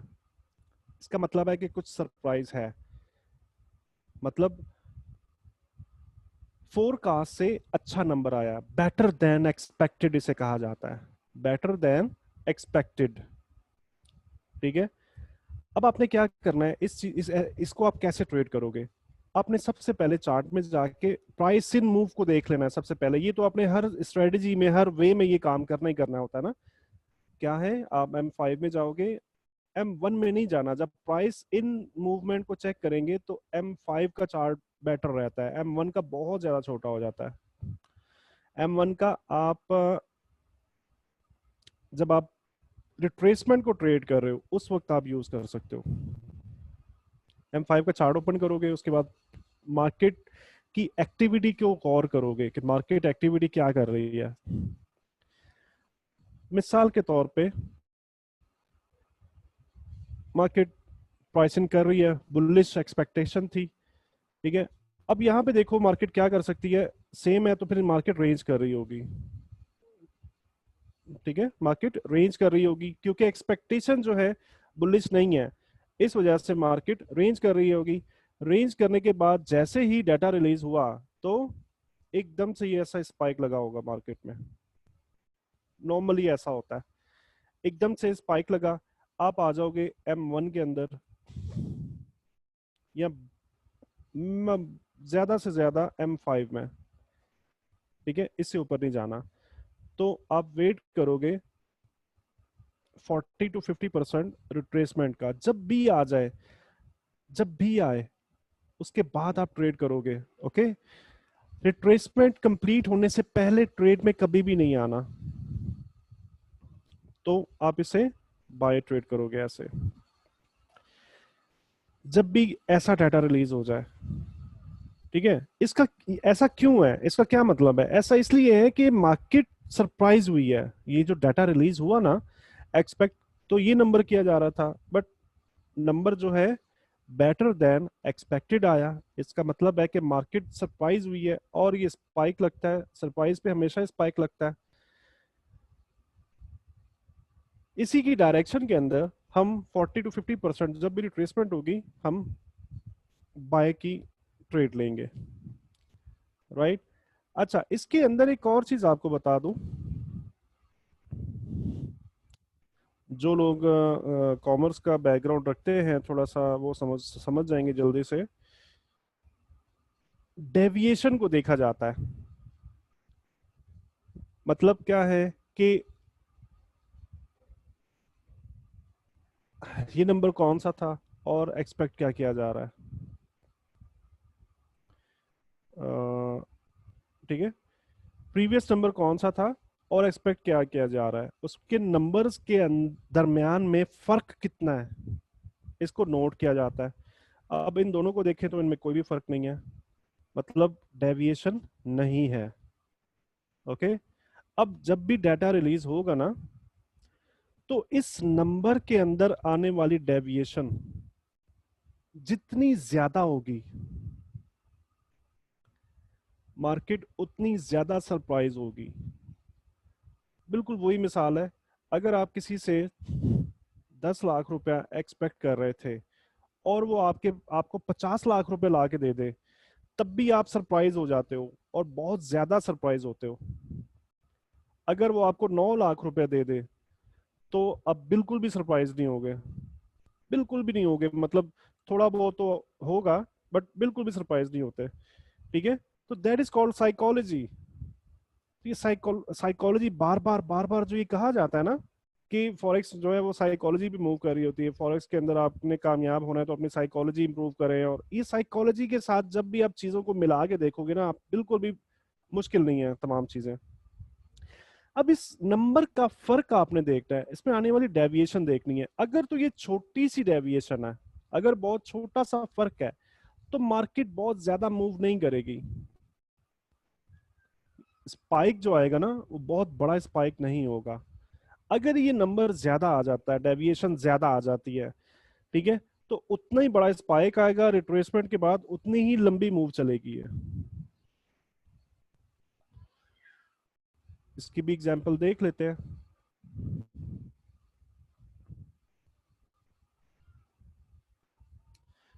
डेविएशंस के हमें बहुत सारी एग्जांपल मिल सकती है। यहाँ पे देखिए डेविएशन है, प्रीवियस +1 था, फोरकास्ट क्या थी, -2, ठीक है, और एक्चुअल डाटा 0.4 आया, यानी कि अब इनकी इनके दरमियान में फर्क देखो कितना है। तो ये एक अच्छी डेविएशन के साथ एक्चुअल फिगर आई है, ठीक है, जो कि बुलिश रही है। ये था employment change quarter to quarter, New Zealand का इंडिकेटर था, राइट। इसके अलावा हम और भी एग्जांपल देख लेते हैं।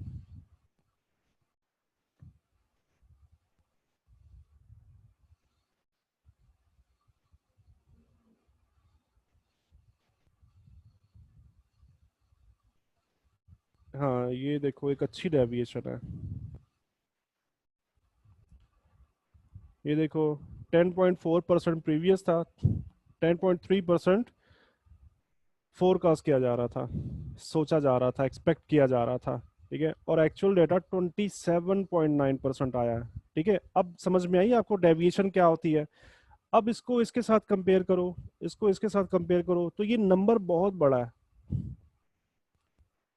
ठीक है, ये नंबर बहुत बड़ा है इनके इनके as compare to that numbers. तो इट मींस कि डेविएशन बहुत ज्यादा है।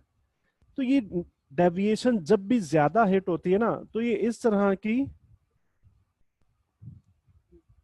येलो न्यूज़ पर भी अच्छा खासा इम्पैक्ट डाल देती है। मार्केट एकदम सरप्राइज होती है, मार्केट ऊपर जाती है, स्पाइक लगाने के बाद जब भी मार्केट रिट्रेस करे तो आप इसको बाय ट्रेड करते हो, ठीक है।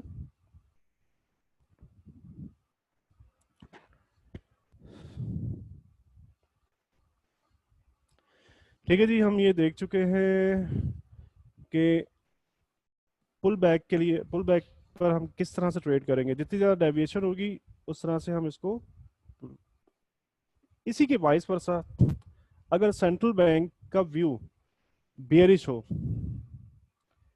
ठीक है, सेंट्रल बैंक का व्यू बियरिश हो और डाटा जो है वर्स्ट देन एक्सपेक्टेड आ जाए, मार्केट ऐसे जो एकदम से स्पाइक लगाएगी नीचे को, और आप पुल बैक पे आप इसको सेल एंट्री लोगे।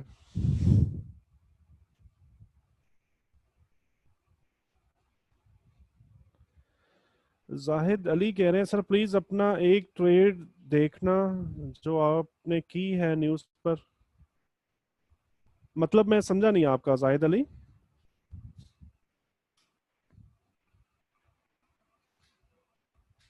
एग्जाम्पल की बात कर रहे हैं।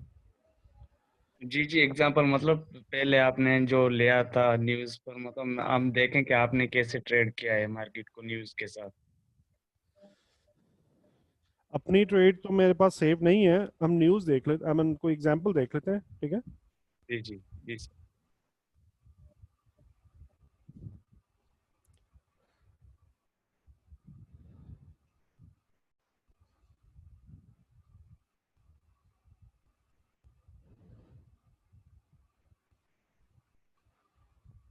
अच्छा, 11 बजे थर्सडे वाले दिन 6 अगस्त।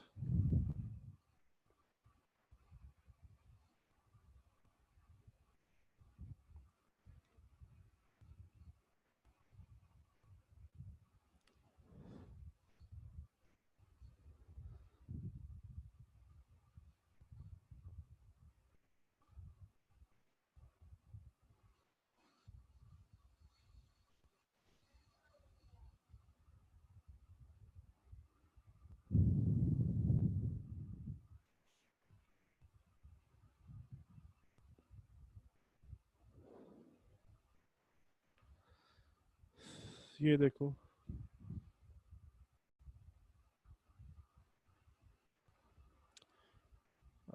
9 बजे,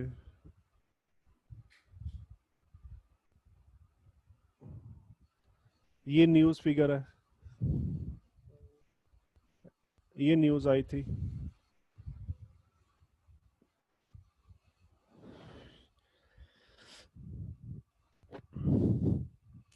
अच्छा, इसके अंदर आपको एक और चीज बताऊं, फंडामेंटल ट्रेडिंग के अंदर इंडिकेटर जो रिलीज हो रहे होते हैं ना, उसका इम्पैक्ट करेंसी पे जो डाटा रिलीज होता है ना उसके मुताबिक आ रहा होता है। मतलब ये है, अगर महंगाई का इंडिकेटर है कि जी महंगाई बहुत बढ़ चुकी है, तो महंगाई का करेंसी पे क्या इम्पैक्ट होगा? नेगेटिव। महंगाई बढ़ चुकी है, अगर बेरोजगारी में इजाफा हो चुका है, मतलब एक इंडिकेटर आ रहा है कि जी अनएम्प्लॉयमेंट का इंडिकेटर है और ज्यादा आया, उसका नंबर ज्यादा आ चुका है, तो इसका क्या मतलब होता है कि बेरोजगारी के अंदर इजाफा ज्यादा हो चुका है। ठीक है, तो करेंसी पे क्या इम्पैक्ट आएगा? नेगेटिव। राइट। तो बिल्कुल ऐसे ही इस इंडिकेटर का जो इम्पैक्ट है करेंसी पर, नेगेटिव आया। अब हम M5 में चलते हैं।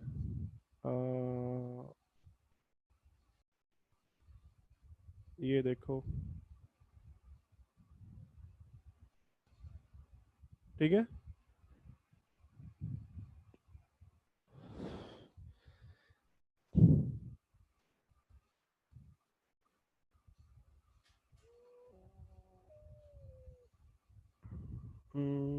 कहाँ पे है? ये फैक्ट्री ऑर्डर्स का ये न्यूज़ थी। Factory orders month two month और बेटर आया था, मार्केट ने स्पाइक लगाया ऊपर को। ठीक है, डेविएशन के साथ। और कहाँ गया ये रहा। ठीक है। अब फैक्ट्री ऑर्डर्स बहुत छोटी सी न्यूज़ है। दूसरा, प्राइस इन, ये मूव है प्राइस इन। मैंने आपसे कहा कि सरप्राइज, ये मूव है प्राइस इन। ठीक है, प्राइस इन किया मार्केट ने, और डेविएशन आने की वजह से मार्केट ऊपर गई है, और छोटी सी न्यूज होने की वजह से मार्केट रिवर्स हुई यहाँ से। राइट। इसके साथ साथ हम एक और एग्जांपल भी देख लेते हैं।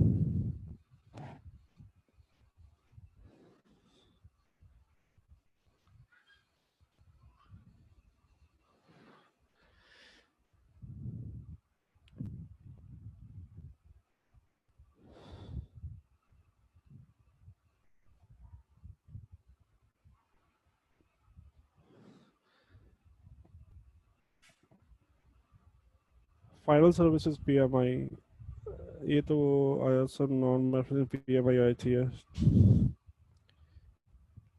7 बजे 5 अगस्त को।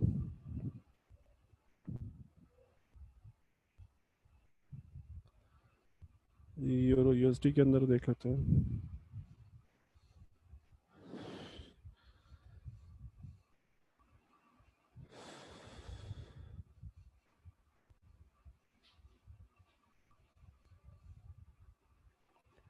7 बजे का मतलब है कि 5 बजे।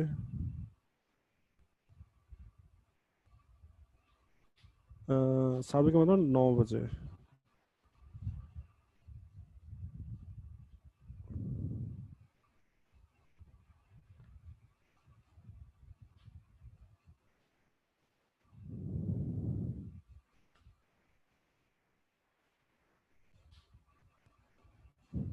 ठीक है, ये मूव आई है।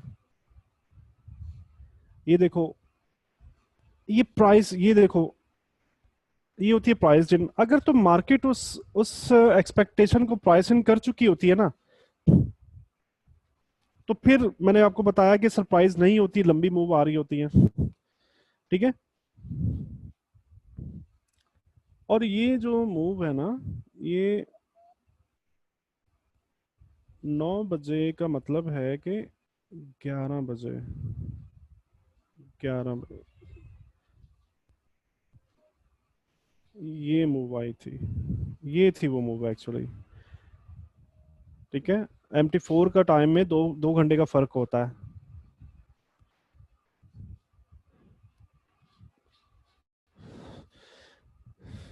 ठीक है जी। कोई अच्छी इस वक्त एग्जांपल्स नहीं मिल रही हैं हमें।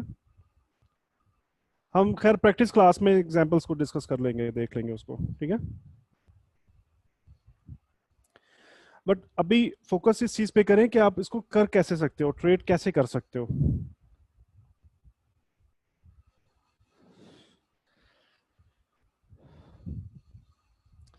अच्छा, ये तो हमने देखा कि फिगर जब अलाइन होगी ना उस वक्त हमने कैसे ट्रेड करना है, और डाइवर्जेंस जब आ जाएगी जब कैसे ट्रेड करेंगे।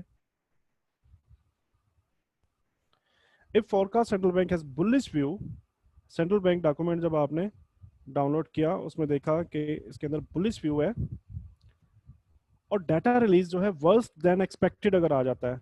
बुलिश व्यू का मतलब क्या है, अगर सेंट्रल बैंक हमेशा जो मार्केट की longer term direction central bank के व्यू के साथ चल रही होती है, ठीक है, अगर ये बुलिश व्यू रहता है तो मार्केट में कुछ अप ट्रेंड आपको नजर आ रहा होगा, और आने वाली न्यूज एकदम से वर्स्ट देन एक्सपेक्टेड आ जाती है, तो क्या होगा, मार्केट डाउन स्पाइक लगाएगी, और उसके बाद इस तरह से फर्दर कंटिन्यू करेगी अपना ट्रेंड। ट्रेंड कौन सा, सेंट्रल बैंक का जो व्यू था ना, इसी व्यू को फर्दर कंटिन्यू करेगी। तो ऐसी न्यूज को आप कैसे ट्रेड कर सकते हो, आप स्पाइक लगा, इसको कंप्लीट हो जाने दो, लग जाने दो, उसके बाद स्ट्रॉन्ग सपोर्ट से आप बाय करोगे, राइट, आप बाय करोगे।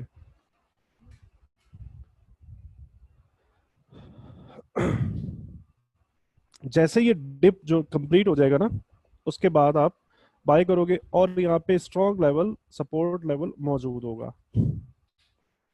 बिल्कुल इसी तरीके से अगर सेंट्रल बैंक का जो व्यू है, देखो मेरी बात सुनो, सबसे पहले तो हमें ये अंदाजा लगाना होगा कि सेंट्रल बैंक का व्यू किस तरफ है, उसके बाद हम ये परफेक्ट ट्रेड कर सकते हैं, राइट। तमाम न्यूज को, तमाम चीजों को हम परफेक्टली ट्रेड कर सकते हैं। सबसे पहले हमें ये अंदाजा लगाना होता है कि सेंट्रल बैंक का व्यू क्या है, किस तरफ है, न्यूट्रल है, बुलिश है, या बियरिश है। ठीक है, अगर सेंट्रल बैंक का व्यू जो है वो बेरिश है, करेंसी जो है डाउन मूव के अंदर मौजूद होगी। अगर इसके अंदर बेटर देन एक्सपेक्टेड न्यूज आ जाती है, मार्केट अपसाइड पर एक स्पाइक लगाएगी, हम इसके बाय में नहीं जाएंगे। ओके, हम स्पाइक कंप्लीट होने का वेट करेंगे, स्ट्रॉन्ग रेजिस्टेंस तक स्पाइक कंप्लीट होगा, और उसके बाद हम फर्दर सेल में आएंगे। अगर आप देखोगे बड़े टाइम फ्रेम में तो ये पुल बैक आपको नजर आ रहा होगा यहाँ पे बड़े टाइम फ्रेम में, और छोटे टाइम फ्रेम में M1 में M5 के अंदर आपको यहाँ पे स्पाइक नजर आ रहा होगा। ठीक है, तो ये चीजें तमाम जो है ना, ये आप अच्छे से देख सकते हो, अच्छे से आप प्रैक्टिस कर सकते हो जब आप सेंट्रल बैंक का व्यूज जानते हो। ये सबसे मेजर चीज तमाम फंडामेंटल ट्रेडिंग के अंदर, सबसे मेजर चीज जो है ना वो सेंट्रल बैंक का व्यू है। आपको ये पता होना चाहिए कि सेंट्रल बैंक का व्यू एक्चुअली है किस तरफ है, सेंट्रल बैंक के इशारे किस तरफ आ रहे हैं, हॉकिश है या डॉविश है। ठीक है, उसके बाद फिर हम मुख्तलिफ चीजों को, मुख्तलिफ सिनेरियोज को टैली करके हम उसको ट्रेड कर सकते हैं, जिसको फंडामेंटल ट्रेडिंग कहा जाता है, राइट।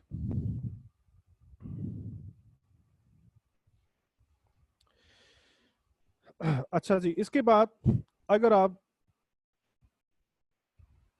फंडामेंटल ट्रेडिंग के अंदर अपना कैरियर बनाना चाहते हो, अगर आप इसमें आगे जाना चाहते हो, आपको शौक है, तो इसके लिए एक बुक रेकमेंड की जाती है, ट्रेडर्स गाइड टू की इकोनॉमिकल इंडिकेटर्स। ठीक है, ये ब्लूमबर्ग वालों ने प्रिंट आउट की थी 2004 के अंदर, बाय रिचर्ड ई एमरॉन ने इसको लिखा था। आप गूगल कर सकते हो, आपको मिल जाएगी, अमेजोन पे आप जाओगे तो वहाँ पे डेफिनेटली मिलेगी, बट वहाँ से बाय करना होती है। इसके अलावा आप हसन भाई से कनेक्ट कर सकते हो, अगर अवेलेबल हुई, मैं I am not damn sure कि अवेलेबल है या नहीं है, ठीक है, अगर अवेलेबल हुई तो आपको प्रोवाइड करवा देंगे। तो इस बुक को आप ज़रूर डाउनलोड करो और ज़रूर स्टडी करो अगर आप अपना कैरियर बनाना चाहते हो फंडामेंटल ट्रेडिंग के अंदर। इसके अलावा जेरेड डेविस दुनिया का नंबर 1 जो फंडामेंटल ट्रेडिंग जो सिखाते हैं, जो कंप्लीट पूरा कैरियर आप इनके साथ बना सकते हो फंडामेंटल ट्रेडिंग के साथ, जेरेड डेविस के साथ आप इनको ज्वाइन करो। उनकी वेबसाइट वगैरह भी है, बट हाँ ये कुछ फीस वगैरह चार्ज करते हैं। मेरा ख्याल है कि ये कुछ $300 या $400 जो है ये चार्ज करते हैं। ठीक है, लेकिन इनको ज्वाइन करने से पहले आपकी इंग्लिश वगैरह अच्छी होनी चाहिए। तो ये कुछ रास्ते हैं जिन पे चलने के बाद आप मेहनत करोगे और आप फंडामेंटल एक्सपर्ट बन सकते हो, राइट। एक्सरसाइज को देख लेते जी। वेबसाइट मैंने आपको बताई थी centralbanknews.info। centralbanknews.info आप ओपन करोगे और उनके कोई भी आपको ऐसी इंफॉर्मेशन मिल जाती है कि रेट पैक दो कंट्रीज के दरमियान में लगा हुआ है, इंफॉर्मेशन गैदर करो, तलाश करो, ठीक है। इसके अलावा आप तमाम मेजर सेंट्रल बैंक्स की वेबसाइट को ओपन करोगे और उनकी मॉनेटरी पॉलिसी आप डाउनलोड करोगे और उनको स्टडी करोगे। उनके अंदर में आप डिटरमाइन करोगे कि हॉकिश हैं या डॉविश, इनके व्यूज क्या हैं, क्या इशारे दे रहे हैं हमें। कैसे कर सकते हो आप? जस्ट आसान सा वे है कि आप फेड गूगल पे लिखो और इनकी आगे फेड स्पेस वेबसाइट लिखो, तो वेबसाइट गूगल आपको रीडायरेक्ट कर देगा। ECB, BOE, SNB, bank of Japan, RBA, ये तमाम सेंट्रल बैंक्स के आप वेबसाइट्स को विजिट करके मॉनेटरी पॉलिसी यहाँ से आप डाउनलोड करके स्टडी कर सकते हो। Read and understand the summary of central bank governor speeches आती रहती है। ये सेंट्रल बैंक की जो मॉनेटरी पॉलिसीज होती है ना, ये तो बहुत ज़्यादा फ्रिक्वेंटली नहीं आती है, कुछ 2-3 माह में आती है, 4 माह में आती है, 6 माह में मतलब ये मुख्तलिफ इंटरवल्स हैं उनके। बट स्पीचेस जो है ये फ्रिक्वेंटली आती रहती हैं, हर महीने में एक दो मरतबा स्पीच आती रहती है। तो इनकी स्पीचेस को ज़रूर सुने, उनके अंदर आपको एक अच्छे हिंट्स मिल जाते हैं और उनको ट्रेड कैसे करना है वो मैं आपको बता चुका हूँ। सेंट्रल बैंक की पॉलिसी के साथ आपने इनको टैली करना होता है। अगर आपको इन दोनों के दरमियान में डाइवर्जेंस मिल जाए तो बहुत अच्छी ट्रेड आपको मिल सकती है, ठीक है। फॉरेक्स फैक्ट्री का कैलेंडर आप देख सकते हो, जिसमें क्लिक करिए yellow folder high impact news. ये मैं आपको अगेन बता देता हूँ कि किस तरह से देख सकते हैं। इसमें आप ये येलो फोल्डर्स जो है ना, इनमें डिटेल लिखी होती है हर एक न्यूज़ की, कि ये न्यूज़ जो है वो किस चीज़ के कंसर्न पे है, ठीक है। एम्प्लॉयमेंट चेंज, इसको आप ओपन करोगे तो कुछ ये बॉक्स ओपन हो जाएगा। यहाँ से भी आप इसका सोर्स चेक कर सकते हो। स्टैटिक्स न्यूजीलैंड, ठीक है, आप साइट ओपन करो stats.government.newzealand। साइट के ऊपर भी आप ये तमाम चीज़ें स्टडी कर सकते हो डिटेल के साथ। अगर आप तफसील से हर एक चीज़ को चेक करना चाहते हो तो इनकी साइट पे चले जाओ, ठीक है। Change the number of employment people, के एम्प्लॉयड पीपल के नंबर में कितना चेंज आया है, ये इसके मेजर्स है, इसका कंसर्न है इस न्यूज़ का। Usual effect, actual greater than forecast is good for currency. Frequency क्या है? About 35 days after the quarter end. Quarter हर 3 महीने जब भी एंड होता है, मार्च, जून, सितंबर एंड दिसंबर, जब भी एंड होता है 35 डेज के बाद ये न्यूज़ रिलीज होती है। नेक्स्ट रिलीज कब होगी इसकी? नवंबर 4 2020 के अंदर। Although this data is released extremely late, it's an earlier indication of the employment situation and the trend of create hefty market impacts, ठीक है। in detail आप study कर सकते हो। Job creation is an important leading indicator of consumer spending which accounts for a majority of overall economic activity। ये चीजें तमाम connected होती हैं इन्फ्लेशन के साथ। अगर आपने इन्फ्लेशन को अच्छे से देख लिया है, उसमें प्रैक्टिस की है, तो आप इसको भी कर सकते हो, अंदाजा लगा सकते हो कि करेंसी पे क्या इम्पैक्ट आ सकता है। बट अब यहाँ से अब तमाम चीज़ों के डिटेल्स आप देख सकते हो, ठीक है।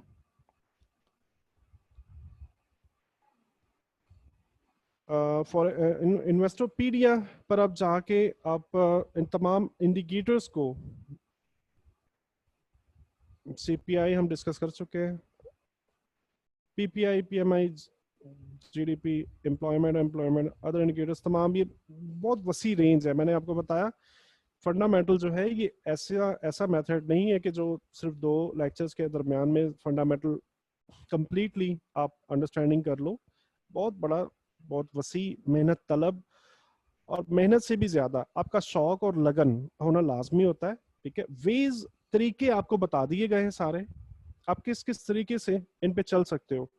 हाँ, अगर आपको शौक है, आप में लगन है, तो आप investopedia.com पे जाके तमाम इंडिकेटर्स के ऊपर अब बारी बारी सर्च करके आप स्टडी करोगे, आपको हर एक चीज समझ में आना शुरू हो जाएगी। इसके साथ साथ कोई भी चीज आपको मुश्किल लग रही हो, कोई भी प्रॉब्लम हो रहा हो, तो आप ग्रुप में आस्क कर सकते हो, ठीक है। So that is today class, and इंशाल्लाह मिल लेंगे हम नेक्स्ट क्लास में। आई होप कल हमारी प्रैक्टिस क्लास है।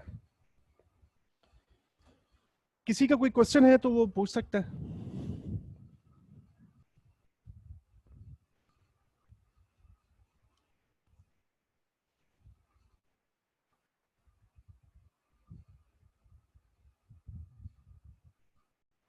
जी, कोई क्वेश्चन नहीं है, चले